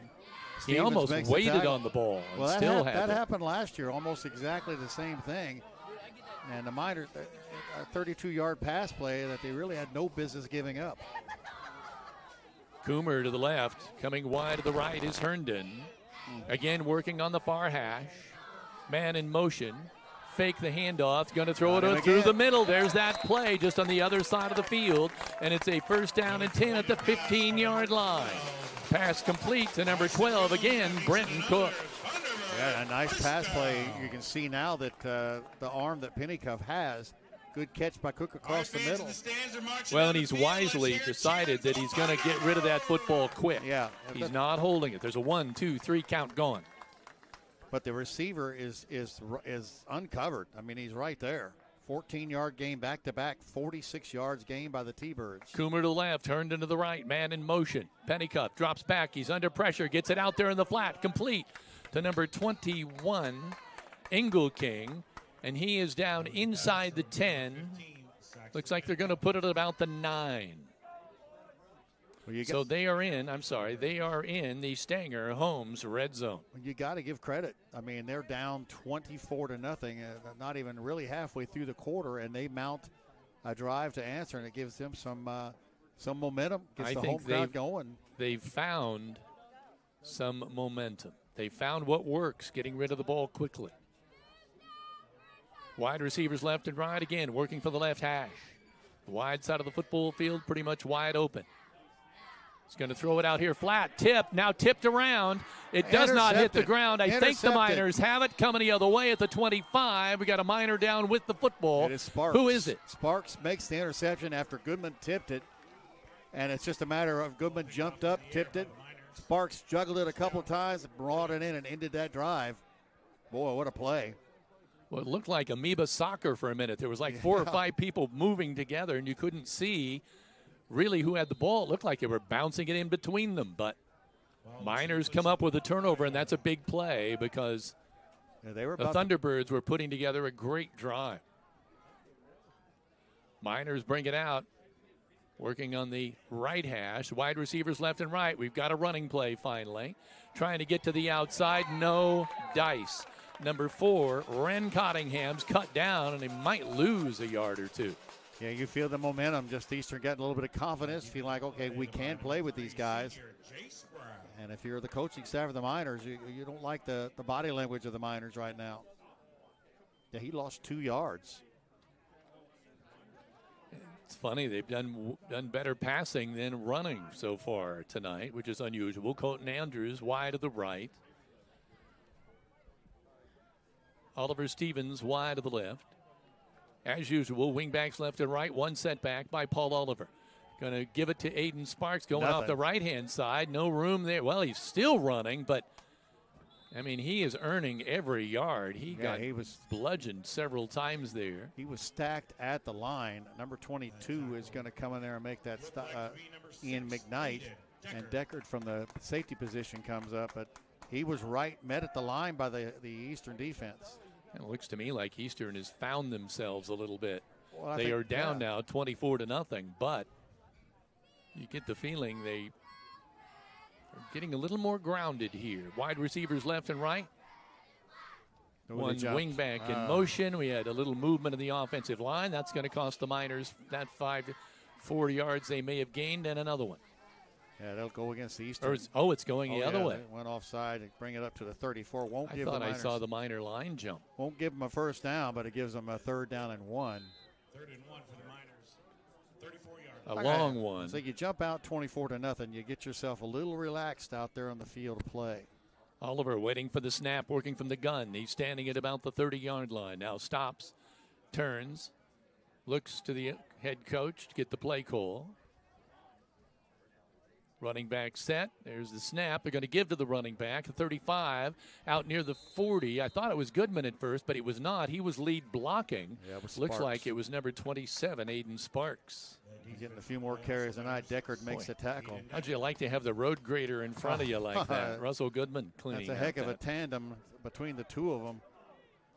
Puts the ball out at about the 43. Really, about the best thing you can do to fight the Thunderbirds right now is maintain the ball. Right. Wide receivers left and right. Again, wingbacks left and right. We're working between the hash marks. Oliver from the gun. Has the snap. Looks to the left. Has a little crossing pattern. That's number 7, Stevens. Are they going to catch him? He's inside the 20, down to about the 10, and they catch him. They corral him there at about the 11-yard line. Coomer makes the chases Stevens down. Not quite enough speed, but he's all the way down to the 11-yard line of Eastern. Miners first down and 10 in the Stanger Homes red zone. 46-yard pass play. You like seeing that, the connection between those two, because we'll need that deep passing game. When's the last time you've heard that the Miners are having more success in the air than on the ground? Well, quite a long time. Working wide to the right is Colton Andrews. Wide to the left is Oliver Stevens. Going to give it straight ahead to Sparks. It looked like he might have juggled the football. Oliver had a little trouble. Like Sparks got a little jump on him there, and he was late with the handoff. But they were able to hold on to the ball. Kind of exactly what the fumble that was that we saw earlier in the year. But they picked up a good 5 yards. Yeah, he keeps maybe 6. He keeps running forward. What's odd about it. Looked like he was juggling the ball for the first couple of yards, but no contact. Stevens wide left. Andrews wide right. Goodman in motion. Oliver's it's Shaylee Killian. Handoff to Shaylee Killian, going straight ahead. She's down inside the 10 at about the 5. Wow, that might be the first carry I've seen a female have. Fry, number 20, gets in there to make the stop. Shaylee's still in. She's the lone setback on the right hand of it. She got a yard gain there. Timeout. Well, we've got a timeout. It's been called by the Thunderbirds. So with 2 minutes and 3 seconds to go in the first quarter, the Miners with a 24-0 lead on the Linton Cycle Sales scoreboard. This is Rader Media Sports. Violet & Company invites you to fall into October at their downtown location. Every purchase you make this month enters you into a bag drawing with accessories. Winner will be drawn on Halloween, October 31st. So find Violet & Company on Facebook today. And life moves fast. Car rides, chaos, and cuddles, but protecting your family with life insurance, that's worth slowing down for. Call Alicia Cornelius at Indiana Farm Bureau Insurance because love plans ahead. 812-582-8941. And is your roof ready for the next storm, whether it's a leak, a replacement, or simply a brand new look? Bumpkin Valley Roofing has you covered. For 13 years, they've been the trusted name in residential and commercial roofing in southern Indiana, offering membrane, shingles, and all-metal roofing. Call Coach Sierra Babcock to schedule your free estimate today, 812-227-0818. Kevin? Miners come out here. Again, Killian, the setback to the right by Paul Oliver, working from the gun. Goodman now out in front. They're going to give it to Shaylee, and she is hammered down, picked up and literally hammered down at about the 5. Fry and 63 Austin Easter. She hung on to that football. She took quite a shot. So it looks like it will be 4th down and about 3 for the Miners. Paul tries to hang on to it as long as he can to detract the defenders, but I think everybody out there kind of knows the Miners are trying to get Shaley in the end zone. I look for him to fake the handoff this time and try to hit somebody out in the flat. Love that tight shot there by photographer Bill Ditton. Goodman now on the right-hand side. Killian again the setback. Sparks over there as well. She's not gonna get in. They're going to give to Shaley. She tried to go out around the right side, and she is put down there by number 11. Herndon makes the stop. I think he took a double take, like, did I just tackle a girl? Yeah. He did. So the Thunderbirds will take over. 1st down and 10 at the 4. And she tried to bounce it outside. Looks like it's down around the 5-yard line. So they gave 4 attempts to try to get in there. Didn't make it. That would have been something. 117 in the opening quarter. Couldn't quite clear a path there. She had some traffic no matter where you turned there. I think they stand a better chance passing the ball to her out at tight end spot. Pennycuff, the quarterback, takes over here. Nice hold. With a handoff, they've got some room to roam. They're outside the 10, now to about the 12 to 13-yard line. That's a good pickup. Yeah, that was a pretty good size hold there. Andrews is going to make that tackle, but he gets out, looks like to the 11-yard line. Biggest running game play of the game. That's not a negative 84. We do want to encourage all of you to let us know where you are watching from on our Facebook feed or our YouTube station. And we will do our best during halftime to give you possible shout-outs on tonight's broadcast. Pennycuff brings the Thunderbirds out. Man in motion. Going to hand up straight ahead up the middle. Boy, nothing there. Number 27 is in there. That's Sparks. Number 54 is there. That's Franklin. Yeah. We're able to make that stop. Hit right at the line on Engel. I don't know if they're going to get another play off in this quarter or not. 15 seconds remaining, clock running. And we should mention this quarter has been sponsored by Key Associates of Linton. Nope, they're going to stay in the huddle, I believe. 6, 5, 4. So at the end of 1, it's the Linton-Stockton Miners 24, Eastern-Greene nothing on the Linton Cycle Sales scoreboard. This is Rader Media Sports.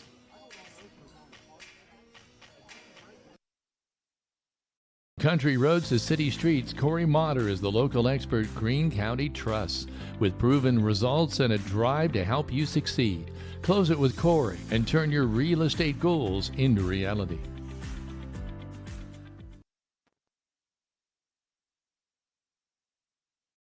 Jathan Wright, your local Indiana Farm Bureau insurance agent, is here to guide you through the process so you don't have to do it alone. Meet with Jathan in person or over the phone at 812-798-2615 to partner with him for your auto, renters, home, farm, life, or business insurance needs. Jathan says, go Miners. Let's insurance together.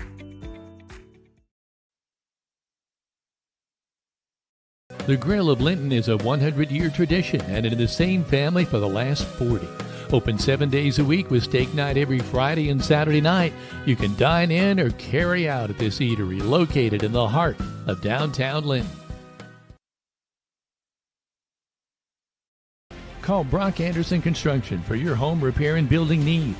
With over 25 years of experience in the construction field, he'll strive to have you come home to quality.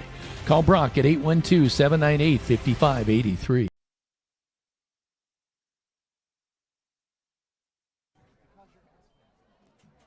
Welcome back to Rader Media Sports.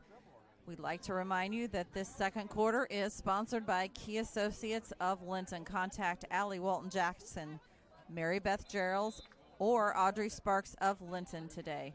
And we are broadcasting from the Walton Funeral Service press box. You know, that first quarter, the total yards are 82-63. That's really that's kind of a shock. Pennycuff, the quarterback, man in motion in the back, and then we have a Linton Miner, number 60, who darts through there, Trip Haynes. But we'll see if he was drawn off or if it's against the Miners. They're going to say illegal procedure against Linton. And you're giving them a first down, I believe, too. No, not quite. Not Third quite. down 1. Oh, but that's close. Right. That's right. Close. We had 10. So Eastern-Greene will at least have 1 down to try to get 1 yard. I doubt they lose or try 2 that deep at their own 14. Those are the self errors there that drive a coach crazy. We do want to check in and say hello to Bart Haynes. Says, same place, different Friday, Cheyenne, Wyoming. Miner Pride. Terry Voigtstyle, go Miners. Bailey Sharbo says, watching from home, go Tanner, number 61. And Annette Ladson watching from Costa Rica. Throwing it out there, almost picked off. A Miner had that ball being thrown out to the flat, and number 4, Ren Cottingham, had it shot in his sight. Miners did not fall for that backdoor screen for that ball was King. laid out there a little too, just kind of hung up in the air. Ren Cottingham made a dart for it. Let's see what they decide to do here. I guess they're staying with their offense at 4th down and 1. Look like they're on going their own for 14, or they're going to try to draw them off. Yeah, they had success with doing that earlier. I would not want to run the laps the Miner would get if he jumped off. King, the setback. And he did. He did. Oh, they didn't call it. Miners kind of jump off with a man in motion, but no dice. Man in motion now going the other way. Yeah, that's 12. Do. Cook trying to draw the Miners off. They better not move. Oliver now. So there's a flag there for too much time. Or, let's see. Well, I really thought the Miners jumped offside there. It looked like they did. The left side of the defensive line looked like they did jump off sides. It's a delay of game against the Thunderbirds. You can hear some fans for the Eastern-Greene saying they thought the Miners jumped. Big D and I did too, but it was not whistled. 11:50, and that's going to bring McCormick, I think, out there. So will the Miners go for the block at 4th down and 6 from the 9? Well, I don't think it hurts to try to practice these type of things in a real game. Oliver Stevens is back for the kick. There's the punt. They get it away. It's going to be taken at the 35 by Goodman, and down to the 30 and almost the 25, but it's going to be just outside there at about the 27. 1st down and 10 Miners. Great field position. We'll see if they can cash in. And the Miners really haven't had the ball much at all. In this second quarter? Oh, really at all. What is time of possession, do you know? Let me check here. Game break. You hear the theme from Rocky playing as Eastern-Greene trying to fire up the faithful. It was 6:09 to 5:40, so it's in favor of Eastern, but I haven't put the new one in here. But in terms of plays run, the Miners have run 14. Eastern's run 16. Miners working from the hash mark on the left-hand side. They're going to give to Sparks straight ahead, and he powers his way down to just about the 22. Boy, when you see him run, you can see he's runs with these pads. I mean, you can just see the pads moving more than anything else. He's a lineman, first of all, and so he's going to run with these pads up like that. But the scary thing is people are trying to tackle him high. So it's now ball now at the 21, 2nd down and 4. They're just knocking on the door on the red zone. They throw it up there, well overthrown. I can't tell. I think it's intended for 21, Colton Andrews. Yeah, that's the good thing about this monitor Incomplete. we're looking at up here is you really can see that. It was intended for Colton Andrews. Just a corner out into just really kind of a fly pattern out there. I'm not sure if Paul just realized he was tightly double covered and just kind of threw that ball away. Threw it up there, seeing if Colton can make a play. And now the Miners are facing 3rd and 4, certainly 4 down territory. Aiden Sparks, the lone setback. Wingbacks left and right. Goodman in motion. They're going to give to Aiden straight ahead. Oh, he is just tunneling his way near the 10-yard line. 1st down and 10 Miners. It may be 1st down and goal. He had a good head of steam behind him that time. Brown, number 64, is going to be the first one down there to bring him down. Yeah, he had some steam going there. In the Stanger Homes red zone at 1st down and 10. They're saying the ball is the ball at the 10? Looks like it. Yeah, it does. Well, Sparks had some crunch there. That's 38 yards on 5 carries. Miners with a timeout. Timeout, Eastern-Greene. They want to talk about it. It's 10:44 to play here in this first half. It's 24-0 Miners on the Linton-Stockton scoreboard. This is Rader Media Sports.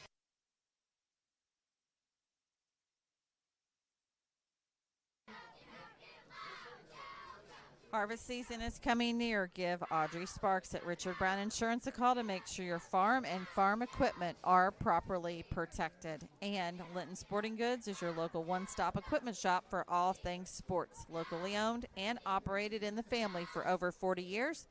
They will make sure you are ready for the start of the season or upgrade throughout the season. So find them on Facebook today. And in an accident, need a lift? Skinner's Towing Service is your reliable, fast, and friendly people you can depend on 24/7. Call them at 812-699-0743 for locally owned affordable service. And they remind you, keep their number in your phone as deer are on the move. Kevin? So the Eastern-Greene going back out now. But the Miners are already pretty much lined up there at about the 10-yard line for a first down and 10. Tight formation. Everybody in tight, split backs behind the quarterback. Oliver wants to roll to his left. He's got a man to beat. He's got a man out there. No, incomplete. Oh, that was Shaylee. Intended out there for Shaylee Killian on an out pattern in the end zone. She was guarded closely there by number 10, Noah Coomer. Yeah, they didn't fall for the bootleg. Paul did a nice big swing like he was going to pitch it out to Goodman, but there was a good defender out there by Eastern, did not fall for it, and he just kind of had to lob it out there. Second down 10. Second down goal, I should say, from the 10. Again, split backs behind the quarterback. Oliver going to give straight ahead. That's Gamble. Tate Gamble, the ball carrier. Number 50, that's going to be Landon Norris, and 77, Alex Dixon, make that stop. So it'll be third down here. I'm trying to see where they have the football at about the 5, just outside the 5. That's Tate's first carry of the contest. Stevens wide to the right. Andrews wide to the left. He's going to give straight ahead. And going in, standing up, number 27, Aiden Sparks. Touchdown Miners from 5 yards out. Another hometown veterinary touchdown for the Miners, making it 30-0 with 10:03 to play here in the first half.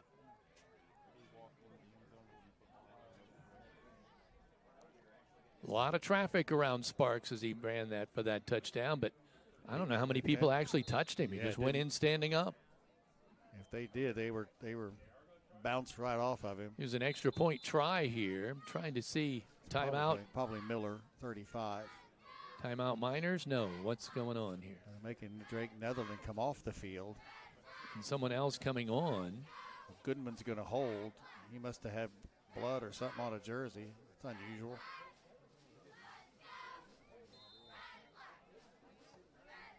Goodman now, as Big D points out, in there to hold.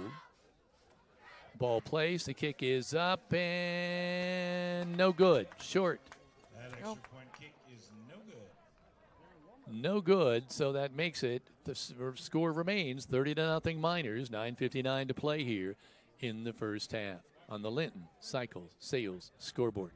Want to do some check-ins here on Facebook Live. Want to say hello to Linda Schofield Steele watching from Shelburne. I must admit I have my best eye on Linton's number 7, my great-grandson Oliver Stevens. Go, Linton, go. We'd also like to check in on YouTube. Mike Morin watching from my parents' camper in Bridgeton this evening. Go Miners. Wendy O'Brien says go Miners. Watching from home. Go number 61. Bobby and Elizabeth Kuhn watching from home in Linton, wishing the Miners a big win against Eastern-Greene. Go Miners. And Linton Winter says, much love to Linton, easy win. We'd also like to say, and I'm trying to do some catch-up here real quick, Lindsay Finley says the Finley House is watching from home tonight, says go Miners. So thankful for the live stream as kids have been sick and the cool night air isn't a good idea for them this week. Let's see We here. get it. To receive for the Thunderbirds, number 21, Eli Engelking, and number 20, Andy Fry. Ingo King and Fry deep, as you heard in the announcement, for the Thunderbirds. We do want to thank you for taking the time to check in on either YouTube or our Facebook Live. There's the boot from the 40. It's going to bound toward King. He'll field it about the 16. Nope, one to the right. I apologize. That's Ingo King. He dropped the ball. And the ball is loose at about the 25. Miners say they have it. And in fact, number 57, Jimmy Wright, is up with the football. Not sure who made the big hit, but it knocked the ball loose. Gosh. And so the offense will come right back on the field with a 30-0 advantage with 9:53 to play. How many turnovers has that been now? Well, we have an interception and 2 fumbles, so that's 3. You know, they just seem to be finding their footing. And then Lauren Spears says cheering for the Miners while packing for our cruise tomorrow. oh, boy, that sounds nice. Everybody in tight. Wingbacks left and right.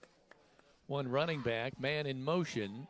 Oliver back to pass. He's going to go across the middle, incomplete, intended for number 4, Ren Cottingham. Working across that middle pattern that we haven't really had much of that at all. Just a little outreached. Looked like for a minute he might have been looking at Corey Andrews, but Andrews was well covered out there. Cottingham came from the right wing back across the middle. Got some pressure that time from 53. That's going to be James Schoolcraft. Got back there a little bit. Maybe force him to get rid of that ball a little bit quicker. Miners taking a little more time in the huddle than they normally do. Want to say hello to Kendra Landis, who's watching from home tonight. Oliver Stevens goes to the left. Miners working from the right hash, the near hash. That's the short side of the football field. Man in motion. That's Cottingham. Oliver back to pass. He's got a man wide open over there. Tipped away at the last minute. Great defensive play. I'm looking at Cook. number 12. Yeah, and he had him. He just threw it a little bit too much air for Goodman. Cook with a great defensive play. Goodman was open, but Cook closed in quickly with the pass and was able to knock it down. Needed to throw that one more on an arrow. Did they just mark off? No, they just put the ball back at the 25, yeah. Hello to Betty Corbin, watching our beloved Miners from home in Linton. Thank you for your great broadcast, and we thank you for checking in, Betty. Yeah, we appreciate all of our viewers. Man in motion, that's Goodman. They're going to give to Russ. He's following a run, has a lead blocker. He muscles his way down to about the 15. Yeah, he looked like he kind of slipped. 22, McKnight was the one there. So it's 4th down and 1. Here's where you find out what you can kind of I'd run. put my money on Aiden Sparks, but we'll see. Yep. It could obviously be Paul Oliver, and it could obviously be Russell Goodman. I mean, it's like murderer's row with those three. Working from it's going to be a tush push, and Oliver is inside the 10. Paul has a first down for the Linton-Stockton Miners. 1st and goal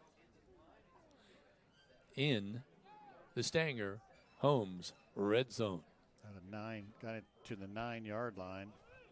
Oliver now 2 carries, 11 yards. 1st and goal from the 9. Miners again taking plenty of time, just running time off this clock. Well, it's not moving, I guess. There it goes. Yep. Move the chains and stop the clock for that. Look wherever Shaley's at. I don't see her in there. No, right now, Stevens and Cottingham are wide to the left. Oliver wants to go out there. He's got a bubble screen going. A block there was thrown by number 57, Jimmy Wright, but Jimmy blocked the defender right into the receiver. Right into Stevens and made the tackle. He really hit the defender hard, lifted him up off the ground, but unfortunately his body flew right into Ren Cottingham. Yeah, that was a crazy play there. Want to say hello to Rick Fish, says Go Miners, watching from Queenstown, New Zealand. Oh, my gosh. Chelsea Bowman watching from home. Go Miners, go. Ball back to the 10-yard line. 2nd down, 10. Going on the right side, Sparks very close. He's in there from 10 yards out. Aiden Sparks with his second touchdown of the night. Another hometown veterinary touchdown. And he just had a couple of T-Birds riding his legs as he went in there. Can't bring him down. Trying to pull him down at the 7:53 mark. Looks like they'll once again go for the extra point. I'm looking to see, is that 35? Yeah, it's got to be Miller. He's been the Netherlings out there to hold. I know Luke's put a lot of work in trying to get saw him out earlier trying to practice kicking. Want to say hello to Martha Butler and Hadley watching from home on the Indiana High School Athletic Association Champions Network. Says great to see Killian in there and plays. Go Miners. There's the snap, the placement, the kick. It's there a good kick. There you go, Luke. It's good. The extra point is good. And the Miners get their first extra point kick of the year. Well, they had 2 last week against North Knox. Did they really? 2 of 4, yeah. 37-0. Miners have an advantage with 7:49 to play here in the first half. This is Rader Media Sports.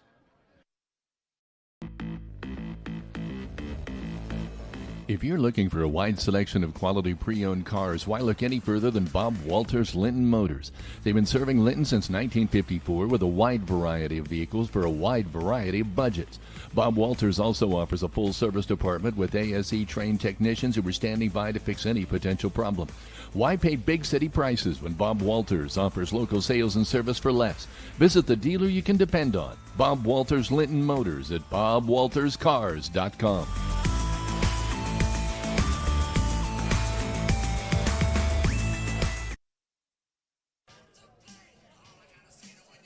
Welcome back to Rader Media Sports. This is one of your favorites, wasn't it, Kevin? Twisted Sister in the Day? Autumn Trace of Greene County is the perfect setting for seniors to call home. Seniors can live as independently as they wish while enjoying as much supportive care as they may request in their daily lives from their 24-hour care staff.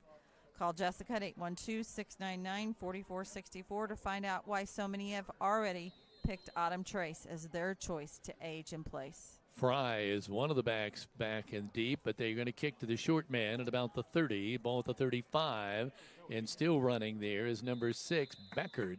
He's now out near the 40. Let's see. I think they're going to put him down at about the 38. Yeah, he kind of scooped that ball up, kept from getting by him. Dalton Reed at number 5 was one of the guys there. Actually, the ball is placed at the 39. So coming out is the quarterback. For the Thunderbirds, the ball is placed on the Now they had success on some of those pass plays. That second drive, they got all the way down to the Miner 9-yard line, and then just kind of Goodman really kind of spoiled it, tipped the ball up. Sparks with the interception. Let's see if they go back to that offense. Pennycuff from the gun, standing outside the 35, going to hand it off, and boy, nothing doing there. Jimmy Wright says, "You're all mine." Engel King did not. I mean, the handoff barely got to him, and if Jimmy doesn't make that tackle, there were about 4 other Miners right behind him. You got to figure they're going to go back to this pass. That's what they had success with. Loss of 3 yards on that play. The clock is running now. 7 minutes, 15 seconds to go in this first half.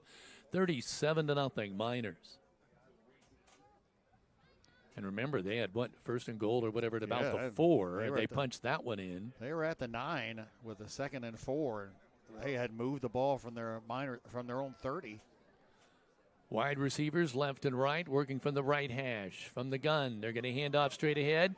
A man breaks through, kind of darts through the line of scrimmage and runs ahead. That looks like it's Eli Engelking. Yeah, it's him again. And he's across the 40 to about the 41. Had a nice hole there. Oliver along with, boy, my mind ain't what it used to be.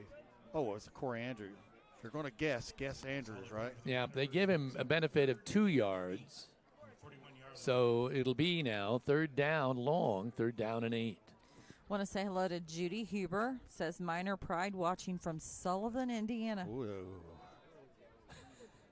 You all right, Big D? Oh, yeah, 2 wide receivers to the right, working from the right hash. 1 wide receiver to the left. 1 running back. Quarterback back to pass. He airs it out. He's got a man out there, but he's tightly covered. He was trying to hit number 11, Herndon, And out there for the Miners is looks like number 4, Cottingham. Ren Cottingham. He was right there with him, but if the pass had been on the mark, it probably would have been completed. The Miners had a good pass rush. I want to say that was Jimmy Wright that was getting into Pennycuff's face a little bit, but Pennycuff can throw the ball. That was a nice-looking pass. He didn't have a lot of time to mess with it. They're lined up in punt formation, 2 Miners back. High snap. The rush is there. There's the flag. I think was it partially blocked? I think they got some of it. Well, they're not going to call it. They got the flag down there, but it's probably a 5-yard variation, so it's not going to give them a first down. Let's see. Oh, they're going to call personal foul on that.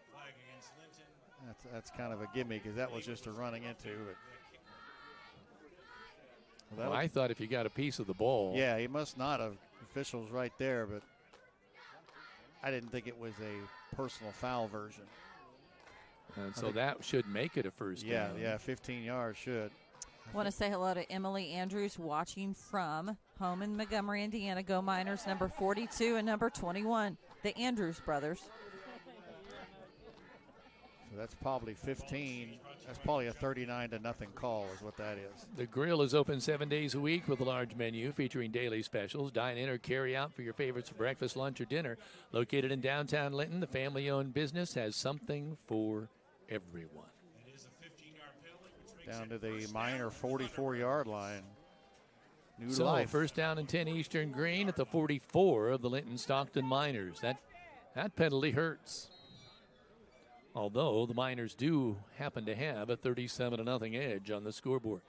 Eastern-Greene breaks the huddle. Pennycuff standing near midfield, draws the Miners off. No. Number 57, Jimmy Wright, is pointing off to the left with a wide receiver darted off. He ran about 6 yards downfield. So that'll take 5 yards off that. That was Zach Herndon who wanted to get an early start over there on the right-hand side. He was trying to get out. There's 4 flags for 20 yards for Eastern, 3 for 30 for the Miners. That does stop the clock at 5:58. Big D and I were having some discussions about a running clock, and I don't think it starts till the second half is what we. Herndon wide to the right, coming wide to the, Herndon wide to the left, I apologize. Coomer wide to the right. Wingback in motion, going to fake the handoff, pitch it out to the wingback. Good pitch. He's at the 50, the 40, the 35, and out of bounds. Great run there by number 3, Jace Brown. Well, it started with a great pitch by Pennycox, who got that out there. Jace showed some wheels. He got to the out. He could turn the corner. His speed allowed him to do that, and he turned on the Jets. Miners did not contain him, and he gets down to the Miner 34-yard line. And Eastern-Greene has had some good plays, 15 yards. That'd be interesting if that roughing personal foul on the punter turns out to. R.J. Wilson got him out of bounds, but nice wheels by Jace Brown, his first carry of the night. 2 wide receivers to the right, 1 to the left, working on the near hash. Man in motion. They're going to give straight ahead to number 21, Engelking. He stood up after a gain. Well, he may have lost a couple. Yeah, that's just not. They're trying to keep the Miners honest in there. Jimmy Wright along with Gamble, 44. Looks like Engelking stumbled a little bit there. I think he's going to be coming out. He seems a little shook up. Loses 2 yards to the 36. He's had a tough time of it in there. 6 carries for just 3 yards after coming out early. And, yeah, he's getting the helmet off. Yeah, he needs to come off and rest a little bit. He may have hurt his shoulder there. Yeah, he's got a problem. Pennycuff, the quarterback, has the play. Goes out. The ball is now resting at the 36-yard line of the Miners. That puts Deckard, second down 12. Aiden Deckard now at the running back. Man in motion. They fake to Deckard. Throw across the middle. It's caught there. Great catch, and he hangs on to it after getting decked. It's number 12, Cook. I didn't see who lowered the wood. Colton Andrews. Colton Andrews belted him, but Cook hung on to the football. It's Bryson Jones. We've been saying Cook. There's 2 12s on the roster, so we apologize. That's Bryson Jones. All this time we've been saying Cook. It's Bryson Jones. All righty. I want to say hello to Noble, Mark, and Judy Stallings in Linton, who says, so grateful we can cheer on the Miners from home. Thanks, Rader Media Sports, and we thank you for tuning in, Judy. Noble and Mark. 2 wide receivers to the right, near hash. Going to give to the running back straight ahead. Nothing doing there. And a late flag. Right at number 77. Corey Andrews was right on that tackle. There wasn't much on the inside that time for Jones or Deckard. Not sure which one was carrying it. I think Deckard. I've not seen a preliminary signal yet. A late flag. Personal foul, Facebook, Miners. Boy, a second 15-yard penalty on this drive. Face mask. You said Facebook. Face mask? Facebook penalty. Oh, geez. Only one of those as well. Thank you, Heather. We've given them 2 first downs. 2 15-yarders. You take 30 yards, a good chunk of football field. Well, as much as even on Facebook. As much as Linton took care, North Knox came. It looked like they were going to do the same tonight, but since getting up to that 24-0 lead, they've made some uncharacteristic errors. Herndon wide right, Coomer wide left.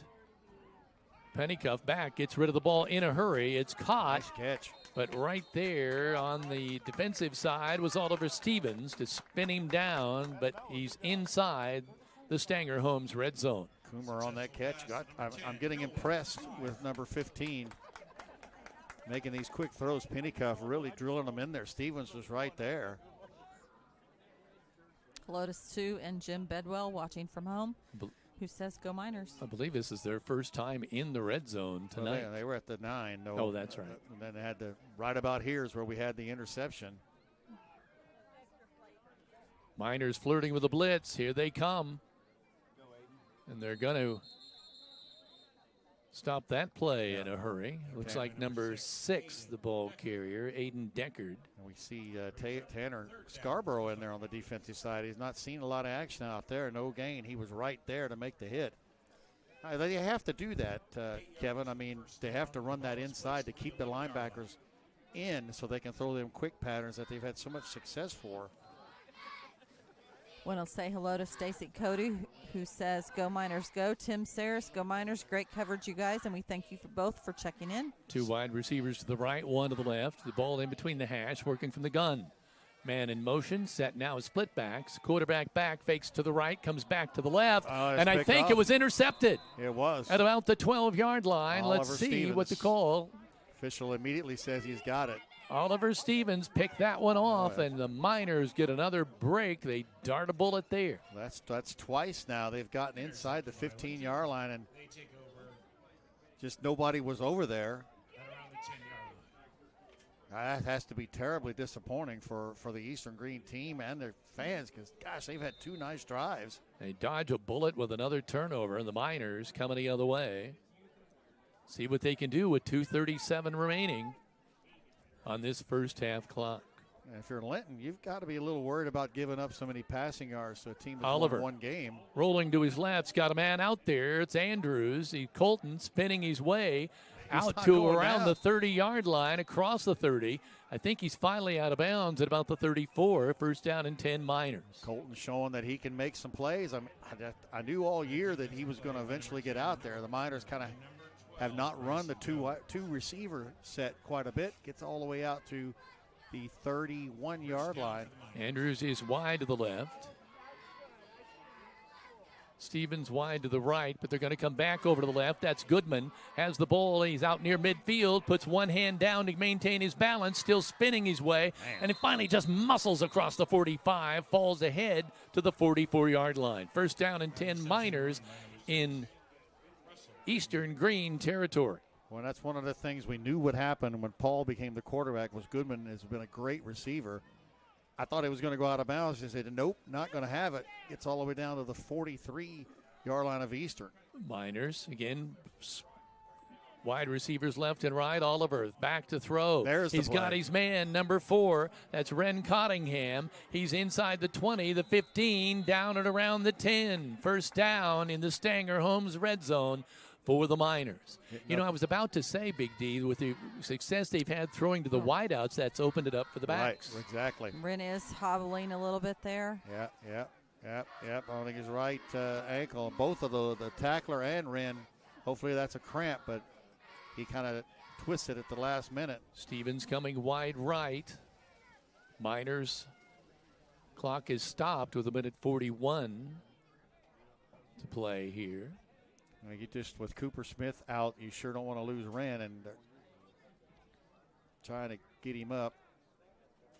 Oh, they're going to carry him. That's not a good sign. Well, I think they're more or less trying to get him off the field where they can work with him a little bit. It might be the end of Wren Cottingham's night. Let's just hope it's not a high ankle sprain. Those are the worst ones. Or let's hope it's a cramp. A cramp. Looking for compost, quality hardwood mulch? How about a tree removed or a stump grinding? Contact CAS, Contracting DBA Kramer's Tree Service, who has been locally owned and operated for over 30 years. They also specialize in land clearing and development. So if it's an outside job, call them at 812-847-7221. Oliver brings him out, rolls to the right, but there was a quick whistle there. Call a timeout for Eastern. Eastern-Greene calls a timeout with 1:15 to play in this first half. In Miners leading 37-0 on the Linton Cycle Sales scoreboard. Are you looking for high-speed internet? Give Mike Morin a call at Midwest Satellite. He offers T-Mobile high-speed internet for $60 a month with debit auto pay. Call Midwest Satellite at 812-847-8848. Call Mike. He will treat you right. And Mayor Preble in the city of Linton encourages you to bookmark and visit the City of Linton website. This is a valuable resource for upcoming meetings, special events, availability to pay your bill online, and see local resources throughout the City of Linton. Visit them on www.cityoflinton.in.gov. Kevin? And since 1954, Bob Walters Linton Motors has been providing quality vehicles to the community. But they offer a full service department ready to assist you when time is of the essence. So don't drive out of town for quality professional service. Call them at 812-512-9857. Thunderbirds coming back on the field now. Miners lined up. It's first and goal from the 10 with 1:15 to play with. Toy with. Oliver standing in the gun at the 15. On a counter play, coming back on the left-hand side, I think is number 6, Goodman. No, it's Reed. Oh, thank you. Dalton Reed gets in. The ball carrier. He's in from about 10 yards out. Number 5, Dalton Reed, coming up with a big play. There he is. You can see him running off. Yeah, the singer. With that hometown veterinary touchdown. Yeah, he looked like he was stopped, and then he just kept churning his leg. There's one thing you know Dalton's going to do. Shaylee Killian in to try this extra point. It's 43-0 with 1:08 to play here in this first half, and Shaylee will get her chance here. Marks it off. Waiting. There's the snap, the place, the kick is up and it's good. Shaylee Killian gets the extra point, and the Miners take a 44-0 lead with 1:03 to play here in this first half. I'd also like to say, courtesy of Scott Vanderkolk, Shaylee has set a new school record for girls power clean at 175 pounds. She's been spending a lot of time with school resource officer Josh Goodman working on that, and we're very proud of her in the classroom. She serves as senior class president. She's in every club I think you could be in. We had the opportunity to talk to her today about obviously Bring Change to Mind and National Honor Society and what they're doing for Colton. Just an all-around amazing young lady, and I know that right there meant the world to not only her parents, her classmates, but this team as well. Well, I don't know how many times we drive up to the administrative offices, and she's out there by herself with the tees kicking. Get this opportunity, and she just took advantage of it, Big D. Yeah, it's great. She caught the two-pointer earlier, and her focus now is going to be on Wren Cottingham, hoping he's all right, still sitting on the track over there, not really getting any attention. I know we got up and then sat back down. R.J. Wilson has the ball teed up. R.J. squibs it. One of the up men takes it at about the 30, the 35. That's number 6. That's Beckert again. He's brought down by Harrison James and Trip Haynes. So just 59 ticks remaining here in this first half. Rarely does a kickoff go by that I don't mention Haynes or James or Trenton Crines. Let's see if Eastern-Greene wants to just air it out here in the final 59 seconds. We encourage you all to stay tuned to the Inman Realty Company halftime show. We have lots of special features to go over. Big D is going to run down the halftime stats, and we will give nod to a few more of our sponsors. Kevin? Waiting for the snap. They're going to give it to a running back at the 30, and he is just smothered as soon as he touched the football. It's going to be a loss of, oh my, about 6 yards. Trying to get the number on that's going to be 21, on that truck. 21. Yeah, he got trucked. Tyler Franklin, 54, and here coming out here is King, 21, and going back in is Deckard, number 6. I think Haynes was the other guy that was in there, but it was Tyler Franklin that got there right off the bat, and a loss of 4 yards. Wide receivers left and right. See if they get this play off before the end of the first half. Clock running. 12 seconds now remaining in this first half. Oh, the Miners and jump there's back a in. flag. Stops the clock with 8 ticks remaining. Illegal procedure against the offense. Shouldn't jump the gun like that, but it sure did. My eyes are on the Oh, that's line. the first time that's ever happened. Yeah, I know. Very rarely am I ever in the wrong on any of that stuff. No, jumping the gun is what I was. Oh, yeah. Very rarely am I ever jumping the gun wrong, though.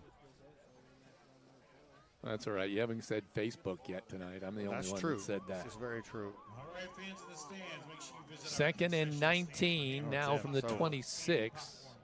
Oh, they're just going to let it go. Yeah, it's over. Halftime. Going to let that clock run out, and who can blame them? King comes hopping off. They decided they've had enough for the first half. So at the intermission, it's now 44-0. Linton-Stockton on top on the Linton Cycle Sales scoreboard. Stay tuned for the Inman Realty Group halftime show. This is Rader Media Sports.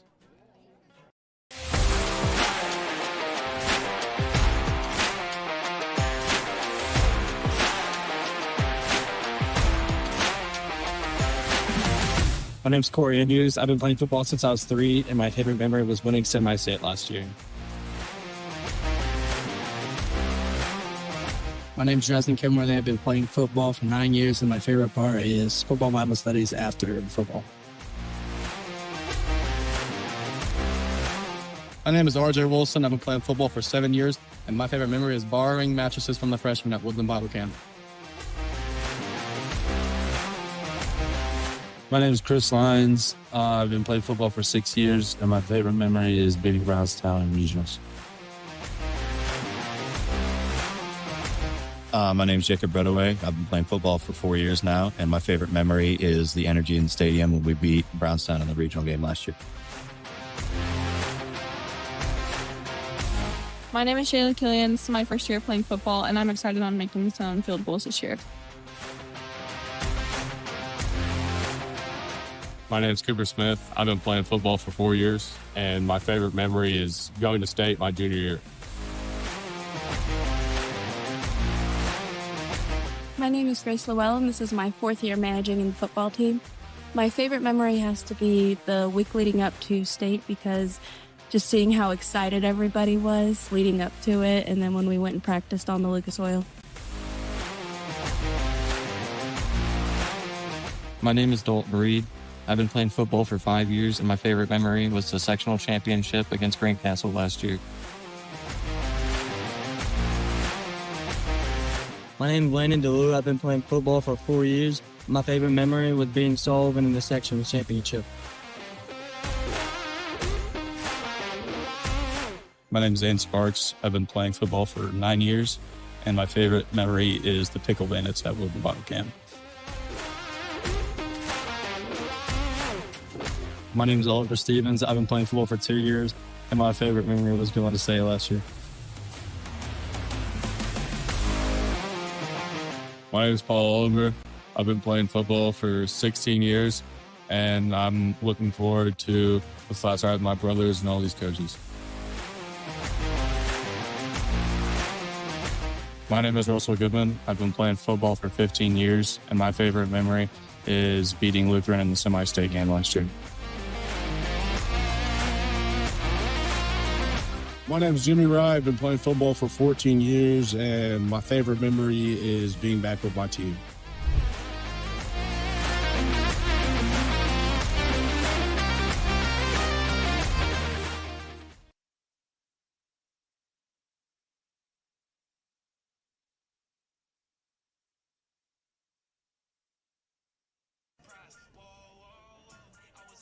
Okay, welcome back here to Eastern-Greene High School, where the Miners have a 44-0 score here at the start of this one. And Big D, I'll turn you loose. Yeah, we're looking at numbers for the Miners, just kind of getting them together. The big lead scoring tonight for the Miners scored right off the bat, less than 2 minutes into the contest. Russell Goodman culminates the Miners, taking the ball on the opening kickoff, goes 11 yards, scores. Tate Gamble runs the two-pointer in. It's 8-0 at that point. Looks about 33 seconds later, Paul Oliver jumps a pass thrown by Pennycuff, and we estimate that about 42-yard return. Miners are up with Goodman catching the two-point conversion from Oliver. It's up 16-0. We're not 2 minutes into the contest. Just a little over a minute later, it's Oliver Stevens on a 23-yard pass from Paul Oliver. Goodman makes the run. It's 24-0 at the 9:05 mark. We get into the second quarter. We see back-to-back Aiden Spark touchdown runs, 1 of 5, and then 3 minutes later, 1 of 10 at the 7:53 mark. Luke Miller hits 1 of the 2 extra points. Miners up 37-0. Right towards the end here with 1:08 to go, Dalton Reed comes in after Cottingham goes down with an ankle injury. He busts in from 10 yards out. Then Shiley Killian comes in and hits her first extra point of the season. The Miners going at the half up 44-0. As far as the numbers go, looks like the Miners with a total of 289 yards of offense against 82 for Eastern-Greene. The Miners with 17 carries for 97 yards, led by Aiden Sparks, 7 carries, 2 touchdowns, 53 yards. Russell Goodman, two carries for 20 yards. Paul Oliver, 2 for 11. Dalton Reed, 1 for 10. Tate Gamble has 1 for 5. Again, that's 97 yards passing, 8 of 13 for Paul Oliver. He has a touchdown, 192 yards. The receivers have been Oliver Stevens, 3 for 68, a touchdown. Russell Goodman, 2 for 58, 1 for 33 for Ren Cottingham, 2 for 33 for Colton Andrews. That's going to bring your total to 289 for the Miners. For Eastern-Greene with the 82 yards, they've got 9 of it on the ground. Really nothing happening on the interior. Jace Brown had the biggest play, a 15-yard carry. Eli Engelking, 6 carries for 3 yards. Saxon Pennycuff was sacked for a 7-yard loss. Aiden Deckard, I should say, 2 carries for -2. Guess who's out kicking? She's out there. Her and Luke Miller both out there. Passing the ball for Saxon Pennycuff. He's looked strong doing it. 7 of 14 for 77 yards. But the misfortune is 3 interceptions. To go with that, Noah Coomer, 2 catches, 34 yards. Bryson Jones, 2 catches, 24 yards. Jace Brown, 1 for 10. And Engelking, 2 for 9. So they've actually been able to pass the ball fairly decently. Penalties, Linton, 4 for 45, 5 for 25 for Eastern-Greene. The Miners with 13 first downs versus 6. Quick look at the defensive side of things for the Miners. Jimmy Wright with 5 tackles leads the way. Corey Andrews with 3. Oliver Stevens, 3. Colton Andrews with 3. Tate Gambles, Aiden Sparks, Trip Haynes each with 2 for Eastern-Greene. 5 tackles for Aiden Green, 4 for Noah Coomer. 2 each, Randy Fry, Jace Brown, Bryson Jones, Demetrian Boland, Zach Hernan, and Ian McKnight. The Miners with 3 interceptions. I'm trying to, I don't have them marked down, but Paul Oliver, Aiden Sparks, and gosh, who was the other one down here? Oh, it was Oliver Stevens down there at the end. And we have a fumble recovery as well. So the Miners with 4 turnovers on Eastern-Greene. That's not helping themselves. 2 of those, Kevin, they were inside the Miners' 11-yard line at the 9 and at the 11. Both times they were driving the ball down the field.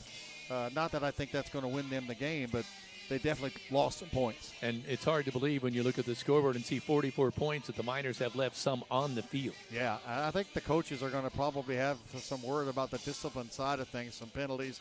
The fact is that you're giving up 77 yards passing, and some of those looks have been wide open. You don't mind a play where the kid is covered, nice pass, and a play is made. But there have been a couple of times, and a couple other times that they were open that we just shouldn't be giving up those type of plays at this time of year. And when you're looking ahead to the playoff run and you're looking at Northview, who is a monster team in every aspect, we just can't. You got to shore up whatever the problem. And now that's been made bigger Cottingham has been the defender on a couple of these plays, has been right there running one-on-one of Cooper Smith. Yeah, so we're down 2 defensive backs now.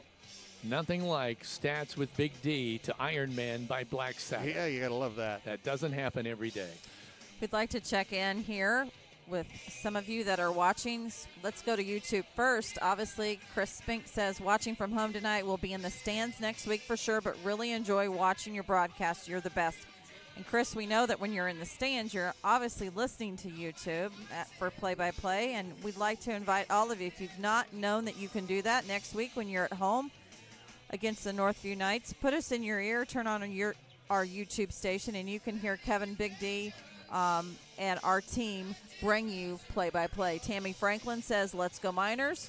Hyper Games, the handle says, is Dresden playing? And as mentioned in the pregame, Dresden is out right now with a hand injury, hoping to be back here soon. Chris Richards says, go Miners, watching from Fort Lauderdale. Jim R. says, thanks for the live stream weekly, as my mother in Chesterton can watch along with me. Bye, Valpo. Go Miners. And Jeanette Atkins says, go Miners. And then we go back to our Facebook Live. We've tried to keep up here as quickly as possible with everyone. Kathy and Wayne Elliott say, go Miners. So we thank you for checking in, as well as your sponsorship. We also want to say Peggy Fonseca, hello, and many others that are checking in that we've already given the nod to. Right now we're going to take a really quick timeout to feature the 2A Sectional 47 volleyball tournament that will begin next week at Sullivan. We're going to go ahead and play a clip for you real quick and then be back with some information. This is a live stream production of Rader Media Sports. Well, the volleyball in my hand might be the biggest hint. It is that time of year, and this is the place. Sullivan High School is going to be the place for the 2A Sectional 47 volleyball tournament. Zach, the AD here, is joining me now. Tell me a little bit about the who, what, where, when, and why. All right, so we'll start October 14th, 6 p.m. That'll be the first matches. We'll also have 2 matches on the 16th and 3 on the 18th.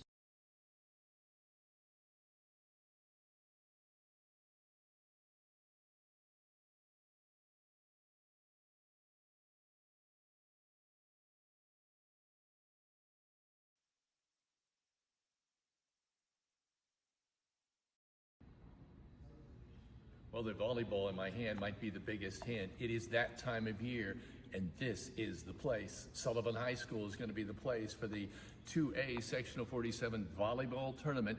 Zach, the AD here, is joining me now. Tell me a little bit about the who, what, where, when, and why. All right, so we'll start October 14th, 6 p.m. That'll be the first matches. We'll also have 2 matches on the 16th and 3 on the 18th.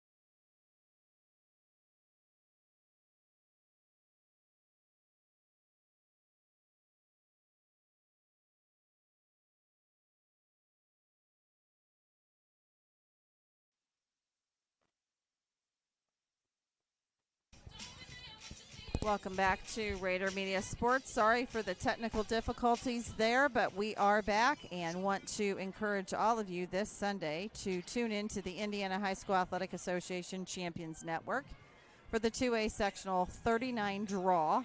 That will happen at 6 p.m. only on the Indiana High School Athletic Association's Champions Network, and you'll find who the Linton Miners will play in the 2A sectional and when. We should also mention that we were in the middle there of that commercial break.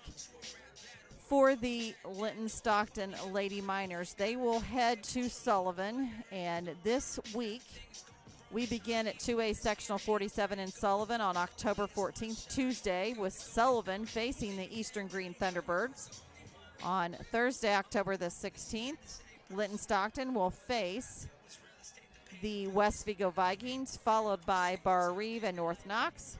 And then on Saturday, there'll be 3 different games hosted between 3 different teams. So all of that information is available on our website, RaiderMediaSports.com. Kevin? I guess I can't turn that light off, so I'll use it. It won't turn I'll give you a off. couple of scores while we're talking. In the meantime, Gibson Southern is over Boonville 36-7.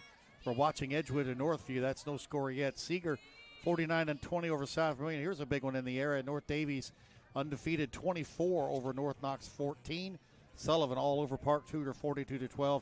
And since you, Coach, talked about Riverton Park joining the schedule next week, they're having their best season in school history. They're beating Park Heritage tonight 60-0 in the first half. Wow. 60-0. Now that was joining next year. Yeah, that's week 1, which I was glad to hear, but boy, hope we can find something local in those other weeks. You have been listening to the Inman Realty Company halftime show, and we will flip everything back ready to go on the Linton Cycle Sales scoreboard. This is Kevin Rader, Big D Dan Phillips, Big Bill Denton, and myself broadcasting right now live from the Walton Funeral Service Press Box. And as a quick reminder, this third quarter is sponsored by Key Associates of Linton. Allie Walton Jackson, Mary Beth Earls, and Audrey Sparks encourage you to contact them to be your key to the very best. Kevin? And we are broadcasting, for the most part, from the Walton Funeral Service Press Box. Boy, it's one of those things. Technology is wonderful, It's a wonderful thing. when it works, but when it doesn't, Well, it's just one of those things. Here's the thing. Aaron Buskirk said Wi-Fi is going to be a little sketchy because Wi-Fi is not offered in the press box. And we are up and running. It's just sometimes there's little glitches. And it's always... And you power through it. So at least it's all been at one time. Yeah, it's all tonight. So it always has been glitchy in this neck of the woods as far as I can remember. And that's nobody's fault. We're not blaming Eastern-Greene at all because they're wonderful hosts here. They really are. It's just one of those nights, and every once in a while you're going to have them. And tonight, we're having him. Look around the Big section D? at who we got coming up. Greencastle, it's hard to believe this score, 98-13. They were beat by Cascade. They're playing Crawfordsville tonight. Brown County's 1-6. They play Switzerland County. Mitchell hasn't won a game this year. They're facing Paola. That's probably another loss. South Vermilion is losing to Seeger. Some see a student athlete working hard in the weight room. We see a future leader learning there are no shortcuts to success.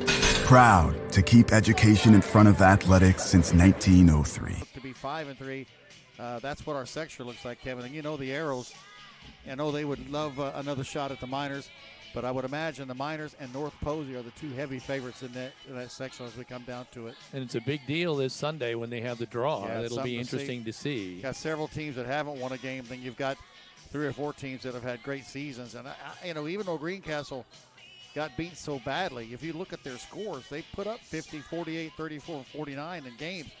We know they can throw the ball. As I remember, they had one of the most talented quarterbacks we've seen. The Stevens kid, and he's still there. And the long kid that they ran the ball or passed the ball all over us that night. We just, if you remember, it was a miracle we got out of there, to be honest with you. That field goal was missed, and that's something I'm sure Now, that was Greencastle- the second time we went to the field, correct? Right. I missed the that first other one. time we didn't go because we went, but lightning, the lights went out on the mysterious field. problem with the lights, Kevin. If you remember, there was a mysterious issue with lighting. Yes. And then it said, well, there's rain and bad turf we're not going to be able to play tonight. I'm not going to be able to do it. You'll have to come back tomorrow. Which we did. We come back tomorrow, which allowed you to come back and call the game, which was good. Right. Heather? Well, we had the opportunity today to meet with Zach Witkonek, which is the Sullivan Athletic Director, and do a media walkthrough for next week's 2A Sectional 47, which is always great. But Zach is just phenomenal, and you know, he's been in this week has been soccer sectionals over at Sullivan for the girls, and then obviously next week is girls volleyball. And when we asked, you know, so you're going to end up getting Sullivan location for football, he said, well, we would take it, obviously, but and I know Linton obviously would love to host as well as Greencastle. And so this time in 48 hours, we should know where the Linton Miners will go for the first round of this sectional on Friday, October the 24th. It is such a big, I mean, that sets you up to look down the road as to where you might be and who you might face. At home field is such a big advantage when you're a Miner fan at the Roy. Here we go. We're getting ready for the opening of the second half. There's the kick. It's going to be taken. No, they faked to number 12, Cook, and we're still running around the right-hand side. 20. I'm waiting to catch a number 20. That's Fry. That's Fry, Andy Fry, the ball carrier. He had a nice burst up the middle there. Looked like Goodman was going to be one of the guys on that tackle. So Eastern-Greene will get their first try at the football here in the second half. Be interesting to see who lines up now at those defensive back positions and how those are. That is a big issue because it looks like we got Landon. I never can pronounce that last name right. DeLue. He's out there. Working from the gun. They're going to fake the handoff, try this little swing pass out on the flat, no dice. And he is pummeled there, and he didn't like the fact that he was hit after that incompletion, saying that should be a flag there. No flag is being thrown, but I'll tell you, Cook is still venting as he's walking back to the huddle. Yeah, I didn't even see what happened. I just was trying to get some numbers changed. Paul Oliver just going off the field. Montgomery is out there, number 18. So we're getting some guys in with the varsity. Dalton Reed is on the other side, cornerback as well, with Harrison James and R.J. Wilson. So we're coming out here, number 15, Saxton Pennycuff, only a freshman, I believe, stepping out here at quarterback. And really, he's not looked bad. He has not. There's got a ball in the air. That's a beautifully thrown ball. It's complete, and it's going to go the distance. 50, 63-yard touchdown for Eastern-Greene. That is a hometown veterinary touchdown for Eastern. The very thing we were afraid of, Big D, has raised its ugly head. Yeah, I mean, he just beat his coverage out there, and the ball was put right in his hands. He juggled it, caught it, broke the tackle. Beautiful throw. And that's a 63-yard strike. And I tell you, if you don't think opponents are going to watch the film and see that these kind of pass plays happen, going to have to work on that. The kick is going to be McCormick, number 29. And they've got the ball, will be resting at the 10. They start to have a player come off, but then they wave him back onto the field to get this extra point out of the way. There's the snap, the kick. Oh, my goodness. A Miner takes a big hit and falls, and he's not moving. His head hit the ground pretty hard. Do have a Miner down. Well, let's take a moment out. On the Linton Cycle Sales scoreboard, it is 44-7, the Miners on top. We'll be right back. This is Rader Media Sports. It's the perfect season for camping. Give Audrey Sparks at Richard Brown Insurance a call to get the best protection for your camper.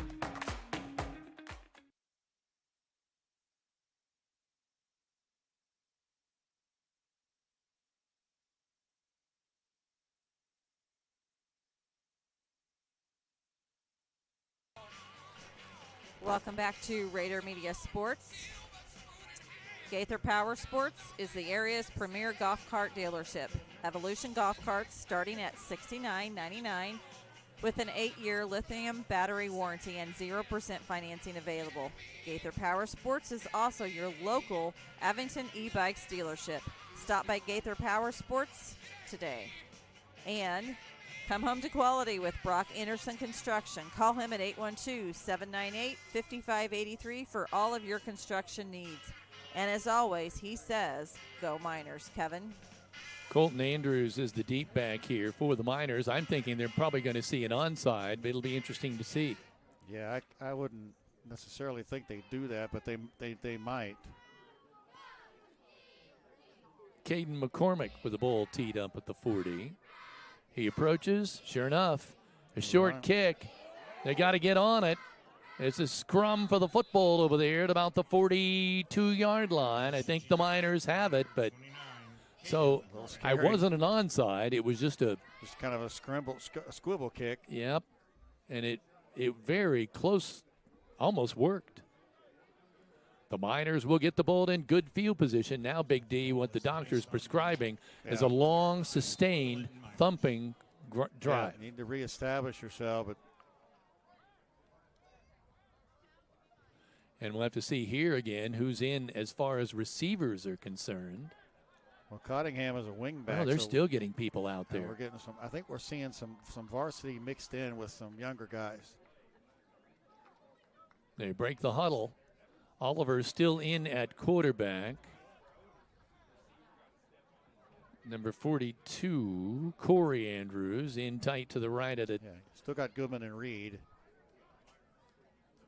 Working from the gun. You've got Jimmy Got a Wright. handoff straight ahead. Oh, a power run by Aiden Sparks. No, just Jimmy Wright. Jimmy Wright? Yeah. I saw a 7 and assumed it was 27. It was 57. Jimmy Wright pummeling his way forward to about the 46. First down and 10 Miners. He could have been a running back with a run like that. Could have been. First down for the Miners. Jimmy says, I can do this. 13 yards. Again, one setback. Man in motion. That is Goodman. But they're going to give straight ahead. Nope, they tried it. Did they want to toss back? And I gave it to Breadaway, and he dropped the ball, and it's recovered by 63, Austin Easter. There's a tradition that on senior night you give the ball, you let the senior lineman run the ball. We're obviously doing that tonight instead of against Northview. Well, we'd like to say hello to Lisa Duckworth Ball, who says, go Miners, and I am going to be a great grandma, so there's a new Miner in the future. Fantastic. Congratulations. Our role as grandparents begin in just a little over a month. Are you excited, Kevin? Yes. There's a pass up over the middle. They missed the tackle. They're still going the other way. Inside the 25, down about the 22. And I had the number, and now I've got to wait and see number 12. That is Cook. Great pass play, and I'm telling you, these points could add up pretty quick. What bothers me I'm assuming it's a running clock. We are at a running clock. What bothers me is that you're going to come out of this game on reeling a little bit rather than as you did against North Knox. That's a 30-yard pass play. Break the huddle, working from the gun. Going to throw it out here on the right-hand side. It's a one-on-one play. Makes the first man miss. That's Herndon. And then they get inside the red zone. They'll be working in the Stanger Holmes red zone. Yeah. That clock can't move fast enough, can it? No. I'm wondering if they're going to end up putting some starters back in here. Well, I don't think you will, but it's just, boy. It's 44-7, but they're knocking on the door. And I realize we don't have some starters in there, and that's probably making a difference. But, boy, this pass play of 63, 30, and 12. So the quarterback, Pennycuff, hands it off, and nothing doing there. That's Brown, number 3, and Gamble's going to be there along with, I think, Montgomery. Nope. Yeah, Montgomery, number 18. 5 minutes, clock running, as you see on the screen. 24 seconds left here in this third quarter of play. So we still have the fourth quarter yet to go, which is why I'm a little leery. But Pennycuff gets back to the huddle. They've been here a couple of times and committed some foibles both times. But They got on the board right away here in this second half. Could be the dawning of a new day here. Now their passing game looks crisp. Eastern-Greene are going to hand off straight ahead again. Quick flag thrown there. Well, that was Franklin, but immediately Trip Haynes got there. Flag on the play is number 6. Aiden Decker takes We'll see what the call is. It was a loss of at least 4 or 5. The preliminary signal is against the Miners. Oh, my goodness. Let's see what it is here. Right now, the Thunderbirds are in the Stanger Homes red zone. Yeah, the ball was another 2-yard loss, but this has to be a face mask, doesn't it? Ball is against the Miners. It's more than a 2-yard loss. They're marking it off. Half the distance at the goal to the 9, so another huge I have not seen a signal yet. I saw a preliminary that it was against the Miners, but haven't seen what the signal was. Puts the Thunderbirds on. Gee whiz. So here we go. First down and goal from the 8. Eastern-Greene trying to knock on the door here. Trying to throw a quick pass off here to the left. It's complete. It looks like it's number 10. I think it's 11. It's either one or the other because they seem to catch most of them. Yep, it is number 11, Herndon. He and Coomer are really. Second down for the T-Birds. That was a good tackle in the open field by R.J. Wilson. In fact, he. Second down and 8. Yeah. They only picked up a couple there. No, it's third down. Yeah, he didn't get anything. On the field, it says 3. On the. Yeah, it should be. It's third down then. If they gave him a first down on that half the distance penalty, I would think it's second down. Well, the scoreboard then would be right. On the field is wrong. That's weird. Yeah. Waiting, man in motion. Pennycuff throws over here, got a screen on the left-hand side. It should get to the end zone. He'll fall forward, but out of bounds at about the 2. Good effort. Great run by Deckard. They're helping Deckard up. I thought he was going to make it with that second effort. Andrews and DeLue. Gosh, I say that right again? Yes, that's right. DeLue for the 2 on that stop. Looks like they got him out of about the 2-yard line? Yep, that's where it is. And now on the field they say 4th, but it is third down 2. It definitely is. They gave him a first down on that personal foul or whatever it was. Everybody in tight. They're still working from the gun. One setback behind the quarterback. That's Deckard. They're going to pitch, though, on this sweep going on the far side to Cook. Play. He is brought down, and they'll lose some yardage. And, oh, boy, we've got another Thunderbird down, but they're being helped up by a Linton Miner. Oliver Stevens made a great run from the deep defensive back to trace down Jones. Thought Jones had all sorts of green. Well, now the field says first down, and the clock says fourth down. Well, the Miners are running out on the field with their offense. We got it all messed up because that must not have been a first down on that penalty. So, okay, I think it's a first down. Figure it out. But it's not first down and 2 at the 2. No, it's first down for us. We're trying to get. Well, it says first down and 4. They'll get it correct. We're trying to get caught up on wide receivers left and right. Paul Oliver is still in the game. 1 minute, 17 seconds remaining. We're running straight ahead. Power running. He breaks out in the open. He's at the 30, the 35. Still muscling his way. He's pulled down just shy of the 40. First down and 10 Miners. If that was correct, either the clock or the field marker, he was from the 2 out to about the 42. We'll see where they mark it. Yeah, I think they had him at the 4. Started at the 4. And really, I think if the game. Oh, look at that. It's going to be the 49. So a 40. 39-yard line. No, it's at the. Oh, yeah. Ball in the air, incomplete. Intended on the far side for number 81. No, that's Andrews, 21. 21. Good defense out there. Looks like Coomer out there. And we're really airing the ball out, trying to get Andrews some looks on that outside. It's almost there, but just not quite. They break the huddle. You see Stevens coming near you in your living room on the right-hand side. Man in motion, that's Goodman. Going to give straight away. That is Aiden Sparks. Boy, he is hit hard. Yeah, he took a shot from Bryce Jones and another Deckard getting up off the bottom. Boy, I would not want to go head-to-head against Sparks, and that's the end of the third. At the end of 3, it is 44-7. Linton-Stockton leading Eastern-Green on the Linton Cycle Sales scoreboard. This is Raider Media Sports. Need excavation or septic work that you can count on at Halls LLC? They've been moving earth and installing reliable septic systems for years. From site prep to drainage, driveways, demolition, and full septic installs or repairs, they have the equipment and experience to get the job done right. For residential or commercial jobs, big or small, give Doug or Jared a call at 812-699-0200. You may also visit Halls LLC on Facebook today.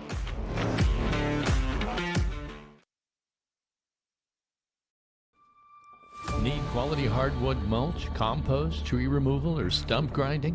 Contact CAS Contracting, DBA Kramer's Tree Service, who has been locally owned for over 30 years. They also specialize in land clearing and development. If it's an outside job, call 812-847-7221.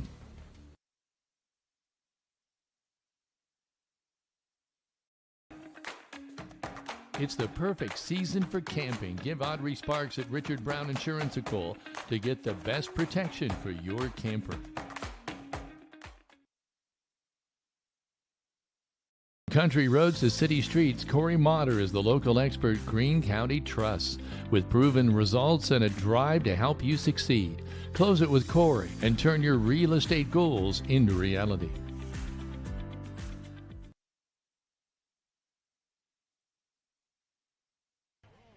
Welcome back to Raider Media Sports. This fourth quarter is sponsored by Key Associates of Linton. Call Allie Walton-Jackson, Mary Beth Geralds, and Audrey Sparks of Linton to be there for you every step of the way. And Big D, Kevin, and I are broadcasting from the Walton Funeral Service press box. Kevin? Miners break the huddle. Paul Oliver, standing at the 40 in the gun, has one setback behind him. And he's going to hand off to that setback. Stuffed. He is stuffed at about the 44.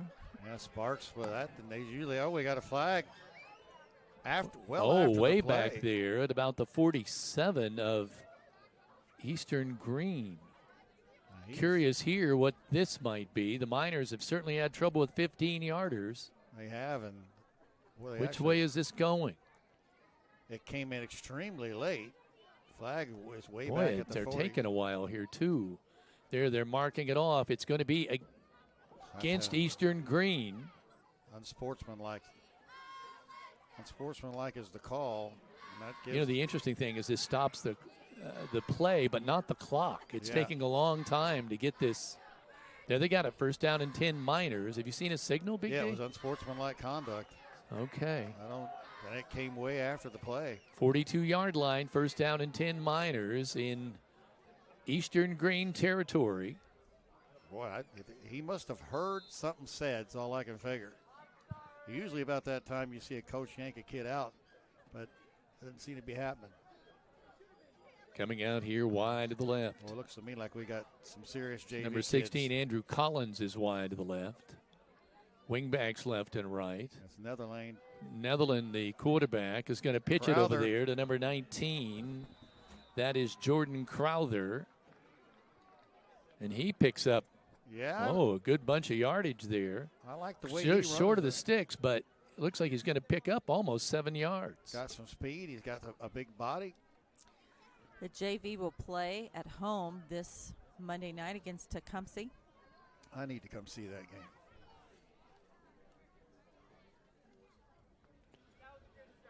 Netherland at quarterback, in the gun, man in motion. He's going to hand off straight ahead. Some thumping going on there. Number 34, Stephen Bolanger. He doesn't go down. Who is Shaylee Killian's brother, isn't that right? Ashlyn Tatlock's Ashlyn Tatlock's brother, okay. Scored his first varsity touchdown last week. Gets down to the 32. 73 was getting ready to fire off the field and had to put on the brakes. Be nice if these guys can eat up some clock here. Come out with one back in the sidecar on the right-hand side trying to draw the defense off. Almost did it again. Almost. Officials Couple of times he got a chance there. Officials do not want to stop the game. Now he's checking his wristband. Oh, now everybody He's got a jumps. man in motion. Everybody's moving except the football. Number 19, Jordan Crowther, must have been the one who was going to get the ball because he was exasperated by what was going on. Yeah, they were twice looked like Eastern-Greene was offside. It almost looked like the Keystone Cops were Yeah, going it did. on. And you know what? I think about a minute is ticked off the clock while these. Well, it can't get over quick enough, actually. Well, for these guys. And not if you're the JV kids. Yeah, isn't that right? You really, Netherland waiting for the snap. Uh-oh. He wants to put it in the air, throwing it out over here on the left-hand side. Is it caught? No, it's incomplete, but 2 flags there. Yeah, they're going to get Coomer for it. See what it is. That really, I don't know that could have gone either way, to be honest with you. The defender is saying he grabbed his face mask. Montgomery was trying to get back to the ball. Coomer had really good position, but if Coomer was not turned around, they're going to call that flag every time. Looks like a call that's going to go against North. He might have been saying I couldn't turn around. Yeah, because he had my face mask. I mean, Montgomery's is a big kid. You see the flag emblem there on the screen. Now you see it's about 8 minutes left in this ball game. Miners playing a little ball control here. Man in motion. Looks like they might be trying to run the same play. Nope, going to come back with a counter. Coming here to the near side. Trenton Number Crines. 9 is Trenton Crines, and he's inside the 10. Motors his way near the 5. Let's see where they spot it. Chase Brown on that stop, and I like the way Trenton Crines run. I like the way these JV kids play. And I know we're going to lose 14 seniors. Some of these kids are going to step right into varsity roles. And I really like what I'm seeing out of these kids. Gets down to the 7-yard line. Nice First down and goal at the 7. Big D said 7 minutes, 20 seconds to go. One setback behind the quarterback. Man in motion. They're going to give to the man in motion. Coming around on the left-hand side. That's Crines again. He drops the ball. He drops the football, and it's picked up by Eastern-Greene, number 63. It's his second one. Austin Easter is able to pull that football in. And the recovery. So 6 minutes and 50 seconds to go at 44-7. Eastern-Greene will get the ball back. 1st and 10 at their own 7. I don't know. I mean, he was. The air raid whistles are going off. He was so close. Get there, just try to reach in. Eastern-Greene's going to air this out. You know it. Auto Tech Collision is located at 345 14th Street Northwest in Linton. They offer a full-service body shop with over 30 years of exceptional auto body repair knowledge. From brakes, shocks, and oil changes, stop in to see them for a free estimate today. Waiting for the snap. Quarterback back, spins over to his left, throws it to a receiver out there in the flat. Missed He's tackle. making Good some people gosh. miss and still running. Out here close to about the 30-yard line. That was Jones. See where they finally spot the ball. Had him First stopped down and 10, Eastern-Greene. for decent, gain, but then he broke free from the tackles and gets all the way out to the 31-yard line. First down for the Thunderbirds. Eastern's going to come out of this game feeling good. I mean, the numbers right now. Pennycuff with 212 yards passing against the Miners tonight, 13 to 21 yards. 5 minutes, 35 seconds remaining in this football game. Clock running. Nice late pitch. He bobbles the football. Loose ball over there. A Miner was scrambling for it. What are they going to say? It's going to be recovered by Jones. Brown, I believe. That was 3. All right. It will stay with Eastern-Greene. The clock continues to tick. That was the same. Scooter's Coffee is proud to announce its arrival in the Linton community. Their extensive menu features a wide variety of hot, iced, and blended beverages. Additionally, they offer an assortment of sweet and savory food items to accompany you on the go. Scooter's Coffee, amazing people, amazing drinks, amazingly fast. Second down, 7. Ball at the 35, their own 35. Pennycuff hands it off right through the middle. A nice run there, out to around the 45, across the 45, out to about the 46-yard line. And running it there is Fry. Brought down by Crines, number now 9. He's kind of hobbled. I think he's going to, no, he's coming off. Crines had a hold of him, and then Number 6, Deckard, has gone in to replace him. Took a pretty good hit on his way down, but gets to the minor 44-yard line. Or his own 46. Oh, you're right. Receivers left and right. 2 wide receivers to the right, 1 to the left. 1 running back behind the quarterback. He's going to air it out, looking for the long ball. There's a minor there. Incomplete. Nice defensive play by number 22, Deckard. That's Berkeley Deckard for Linton with the great play. It was intended. Is it number 6? Yes. Jones, number 12. Okay. Line-X spray and bed liners or undercoating are now offered in addition to lifts, wheels, tires, emergency lighting, and more at English Off-Road. Your one-stop shop for all of your vehicle accessories. Visit them on Facebook today and also at their shop located near Bloomfield. It was almost Deckard on Deckard. It that was. Might have been And interesting. Nice defense by number 22. Made a nice play on there. Wide receivers left and right. A running clock still ticking. Miners leading it, as you see, on the Linton Cycle Sales scoreboard, 44-7. Nice run up the middle. Still churning. Will not go down. He's still falling forward. Great power run and a late flag. That's going to put 15 more yards on it. Let's look. It's going to go one way or the other. Let's look at the Greene County Vision Center replay. Well, there's a little push there, but that's by their home team. Right there at the end, and it's against the Miners. Some silly penalties tonight on the Miners. Silly penalties. The clock keeps ticking. That's the only positive thing here for the Miners here. Although they're well ahead at 44-7. It's just that when you see these 15-yard penalties marked off. Yeah, and you're just not coming out of this game. Yes, it's 44-7. You feel good about that, but it's not. You're not coming out of this game. I don't know what the right word I'm looking for is. But the Tech Shack postgame show is coming up. There's handoff, a little stutter step and a trip, but now gaining some momentum and now spun out of bounds, and there's another couple of flags. That's a face mask. Deckard made a nice run. On that kind of case, I mean, I hate to say this, but if you know that it looks like the guy's going to break free, you grab whatever you can grab. I don't think he intentionally did it, but he got full face mask at the 13-yard line, and this game is ending ugly for the Miners. Powers Orthodontics is the only orthodontist in Greene County. They offer braces for all ages. Kids aged 7 to 11 can join the club for free exams and discounts. Visit the Lyons or Terre Haute location and book online at powersortho.net or call 812-699-9100. So you think Northview will have the films on this one? Well, that's not a good look for us right now. First and goal at the 7. It's a 44-7 score. It is the JV against the Working varsity. for the gun. Pennycuff wants to work on the right side. He is working against the JVs. He's down at about the 2-yard line.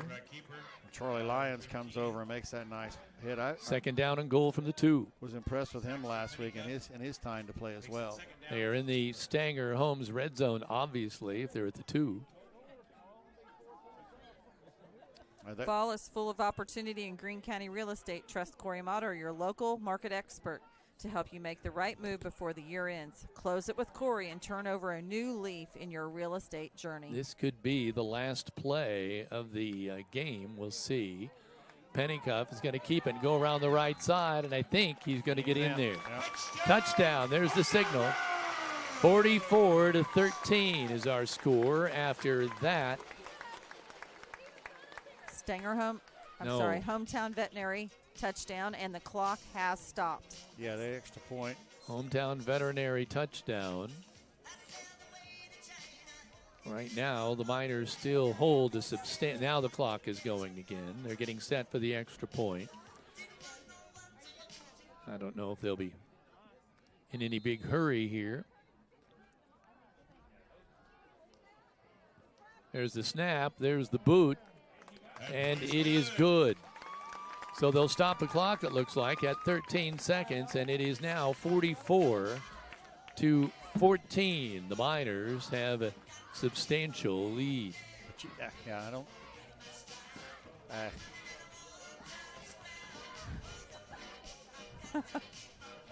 Everyone's doing jumping jacks. Yeah, right I don't know outside what of our that's window. about. But well, I think when they do a touchdown, I think they do. 7 jumping jacks? Is that it? I'm not really sure. There's a certain number. Or maybe they do the 14, whatever they have on the board. I thought they had to do them all. Wisconsin always used to do push-ups with that. Remember during football? Yeah, They used to do that. McCormick, I should have mentioned, Caden McCormick nailed that. He's 2 for 2. You know, Eastern has to feel, they have to feel good. They got beat 44-14, but it was 44-0. And they've been able to pass the ball down the field. Granted, it's been against our JV squad, and the JV offense did move the ball pretty good down the field, just fumbled the ball away. Need a hand with your next big project? Call Hall's Excavating for all types of excavating. They are family-owned, local folks you can trust to get the job done right. Again, stay tuned for the Tech Shack post-game show. Running clock makes Yeah, us this is read probably- those live reads really quick. Yeah, got to be quick. Did you work your way through them? Almost. You got to be like I would hurry and read one. This is going to do it. Oh, come on. I'm not kidding. This is going to be it. It's going to be an onside attempt. There it is. The Miners fall on it right away at about the 48-yard line, and that's going to do it. So the final score here at Eastern-Greene, Linton-Stockton 44, Eastern-Greene 14. The Tech Shack post-game show is coming up. This is Raider Media Sports.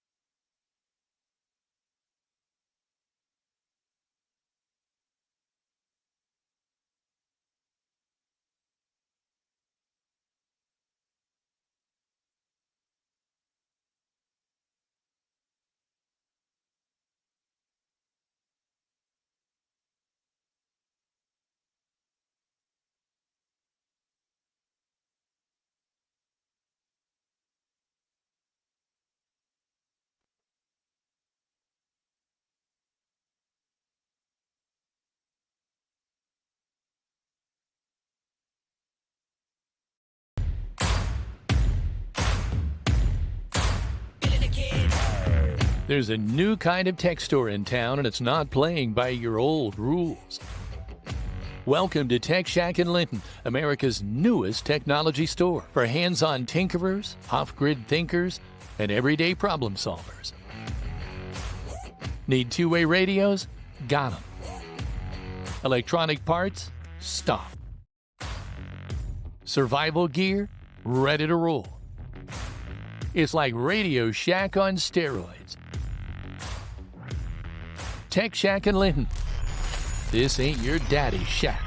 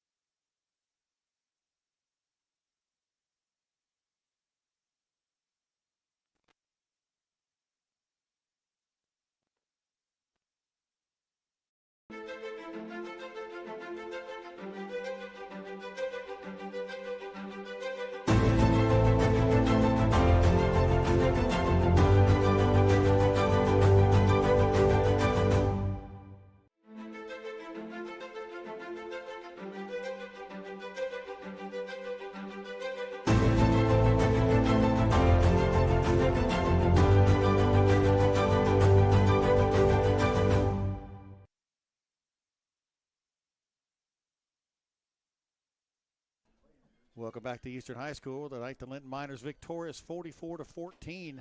Running clock the second half. The JV gets to play pretty much all of the game. Scoring was Russell Goodman from 11 yards out with a minute 9 into the contest. Gamble with a 2-point conversion. 8-0 Miners, and then less than a minute later, Paul Oliver with a 42-yard interception return. Goodman catches the pass from Oliver for the 2-point conversion, 16-0. Not 2 minutes into the ball game. Less than a minute later, it's Oliver Stevens, a 23-yard pass from Paul Oliver in the corner of the end zone. Russell Goodman with a 2-point run. Linton is in complete control, 24-0. Move to the second quarter, just into the second quarter. Aiden Sparks runs in from 5 yards out, the 10:03 mark. Then 3 minutes later, he scores again from 10 yards out. Luke Miller hits 1 of 2 on the extra points. It's 37-0. And we almost go to the halftime, but the Miners move the ball down the field. Dalton Reed is going to score from 10 yards out with 1:08 after Cottingham makes a nice catch reception down inside the right to the 10-yard and has to come out of the game with an ankle injury.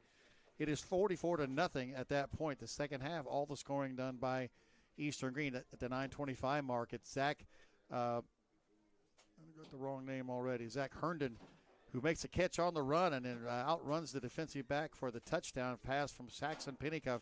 63 total yards. Caden McCormick good on the PAT, 44-7. The Miner JV marches down the field, gets down into the 7-yard line, but fumbles the ball.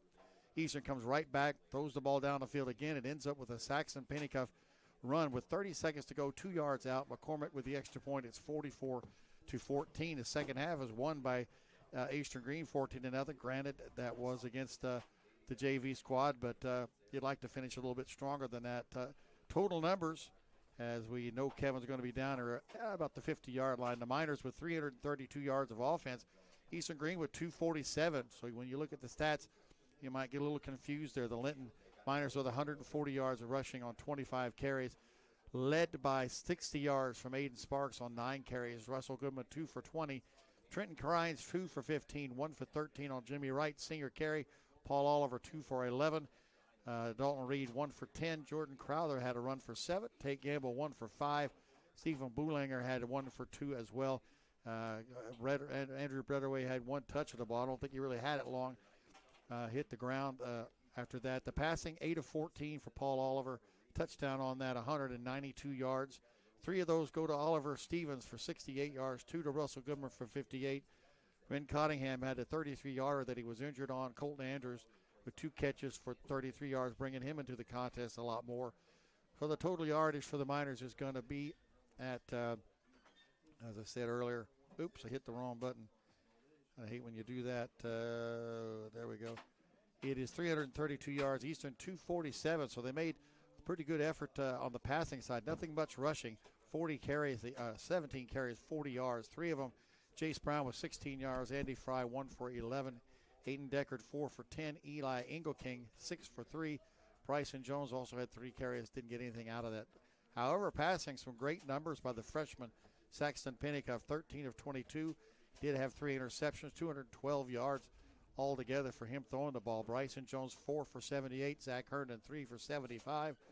Noah Coomer 2 for 34. Jace Brown 1 for 10. I know there's probably a couple other guys there. Eli Engelking had 2 for 9, and Aiden Deckard had 1 for 6. So pretty comparable numbers there. Defensively, Linton is led by Jimmy Wright with 5 tackles. Corey Andrews 4. Oliver Stevens with 4. 3 each from Tate Gamble, Colton Andrews, and Trip Haynes. Russell Goodman, Aiden Sparks, R.J. Wilson, Tyler Franklin, Harrison James, all in there. 2 tackles apiece for the Eastern-Greene Thunderbirds. 6 tackles from Aiden Deckard led the night. Ian McKnight, Noah Coomer with 4 each. 3 each from Jace Brown, Bryson Jones, and Zach Herndon. 2 from Andy Fry, Demetrian Bolin, and Austin Easter. Miners with 3 interceptions on the night. Corey Sparks with a juggling Aiden Sparks with a juggling interception. Oliver Stevens with his second in 2 weeks. And I knew I'd forget the other one. Stevens, well, we'll have to look that up later. 4 turnovers for Eastern-Greene. The Miners with a couple themselves. Tackles for loss, Jimmy Wright with 2. Aiden Sparks, 1.5. 1 each from Andrews, Gamble, Franklin, and Haynes.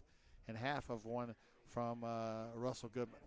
And in the end, the Miners trying to look for any other numbers I can look at. First downs, 17-15, really pretty equal there for the Miners. 8 for 82 penalties for the Miners, 7 for 54. As I send it back to you, Heather, the Miners probably going to get talked to about some of these stupid penalties tonight.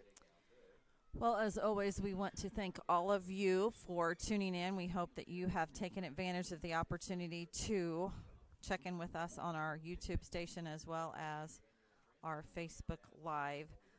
We want to say thank you to these sponsors as Kevin Waich for Coach Oliver, our Minor Pride sponsors, Walton Funeral Service, Key Associates of Linton, Linton Sporting Goods, Skinner's Towing Service, Bob Walters, Linton Motors, CAS Contracting, DBA Kramer's Tree Service, Audrey Sparks with Richard Brown Insurance, Corey Motter with Century 21 Sheets, English Off-Road, Linex of Bloomfield, Halls Excavating, Linton Cycle Sales, Jordan Vaught Insurance, Alicia Cornelius, Indiana Farm Bureau, Heritage Lumber and Supply, Crane Credit Union, Team Ortho, The Grill, Brock Anderson Construction, and Jathan Wright, Indiana Farm Bureau. Also to our live read sponsors, Fish Monuments, Bunkin Valley Roofing, Midwest Satellite of Linton, Autumn Trace of Greene County, Katie Marie Photography, Powers Orthodontics, Violent Company, Mayor Preble with the City of Linton, Brian Carell of Carell's Gas, Gaither Power Sports, Scooters Coffee of Linton, Auto Tech Collision of Linton, and WTWO, your local weather authority. We'd also like to thank Kingdom Air for kickoff forecast, Hometown Veterinary for touchdown, as well as Stenger Homes for the Red Zone sponsorship.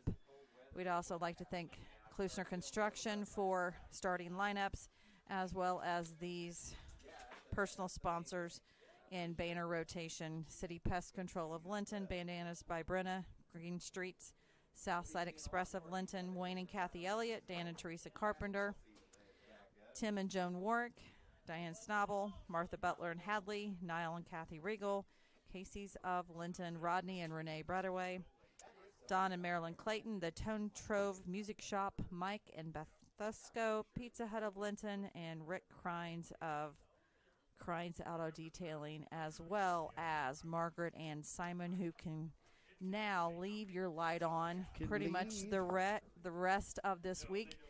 Speaking of the rest of this week, the sectional 2A 47 kicks off from Sullivan High School on Tuesday evening, and we will have all 6 games coverage for you starting Tuesday. So Tuesday night will be Sullivan versus Eastern. Thursday will be Linton-Stockton versus West Vigo, followed by Bar Reeve and North Knox. We will be back to Friday Night Lights on Friday evening when Northview comes to Linton for senior night, and we are going to probably adjust our pregame time online to accommodate the senior festivities. And then on Saturday, we have 3 volleyball games to round out sectional 2A 47. And so I'm going to just say stay tuned to our Facebook page as we always do, because there are lots of things happening this week as Coach Oliver now makes his way to Kevin on the field. How you doing? Coach Oliver here joining us now in the post. First of all, I appreciate you coming over, because there's probably not a lot you can really put in perspective here. You were an impressive 44-14. You were in control right away. The only thing I could point to is maybe some 15-yard penalties that I'm sure you weren't happy with. I mean, that's part of the game. We go out there, our guys start going, and I mean, a couple of them are face mask here and there. I mean, they're hustling to the ball, and that's all we ask, and sometimes those things happen. Ren Cottingham, it looked like is he going to be okay? I have no idea. I'll leave that to the medical team. They were looking at him. They haven't got a report or anything on him. Let me talk a little bit about Northview then. Let's look ahead already past this one. They've got a tough ball game coming up. Oh, absolutely. I mean, there's a lot of things. Northview's a 4A school, very solid team. I'm sure they beat Edgewood tonight. I know that for sure, but they're a pretty good team. They got Colton Bath as a really good quarterback. Coach Rates is there. He's been there a long time, and he's a great coach and a great upstanding guy. So we always want to kind of play them a little bit and see where we stand at. But ideal week 9 going into the playoffs. But no, it's a good test for us right before the playoffs come out. And we really started working more on them a little bit this week and focus on some of our little things that we need to get better as and try to get us an opportunity to have it close come next Friday. Your passing game was humming tonight. Mm-hmm. That was my focus tonight, is really focus on some of those things. I mean, we could have ran power and inside run all day long if we really wanted to, but the passing is what's going to help us later on down the road in the tournament, so we wanted to work on that, and especially really it came down to our pass pro, just working on that stuff like that, just the combination of those two things and some of our screens, and we wanted to really focus on that in the first half, and we were able to do that and complete some passes and even some short passes and got some runs here and there, and so yeah, those are some couple things that we really focus on tonight. Next big night is really off the field Sunday night when you find out who you're going to play. Yeah, I mean, that's always an exciting time to see where it comes out. It's just, I mean, it's that time of year, it's October, and you're kind of anxious to see what comes up next, and then you get to see the draw, and you plan everything out, how the things would go, and if this, if that. So that scenario comes around. But no, it's a great time, and we look forward to see what happens. I'm sure somewhere along the line, first or second round, we'll probably play Sullivan. It's just how it always works, but which is fine. But no, it's an exciting time to be able to see what happens come up on Sunday. Congratulations, 44-14. Thank you, I appreciate it. Let's go back up to you guys. Well, we want to thank you all for tuning in tonight, and we are going to go ahead and take it off from tonight here at Eastern-Greene High School. Thanks to Aaron Buskirk, Athletic Director, for always being a great host. For Big D, Dan Phillips, Bill Denton, Kevin Rader, and myself, this has been a production of Rader Media Sports. This has been a production of Rader Media Sports. Until next time.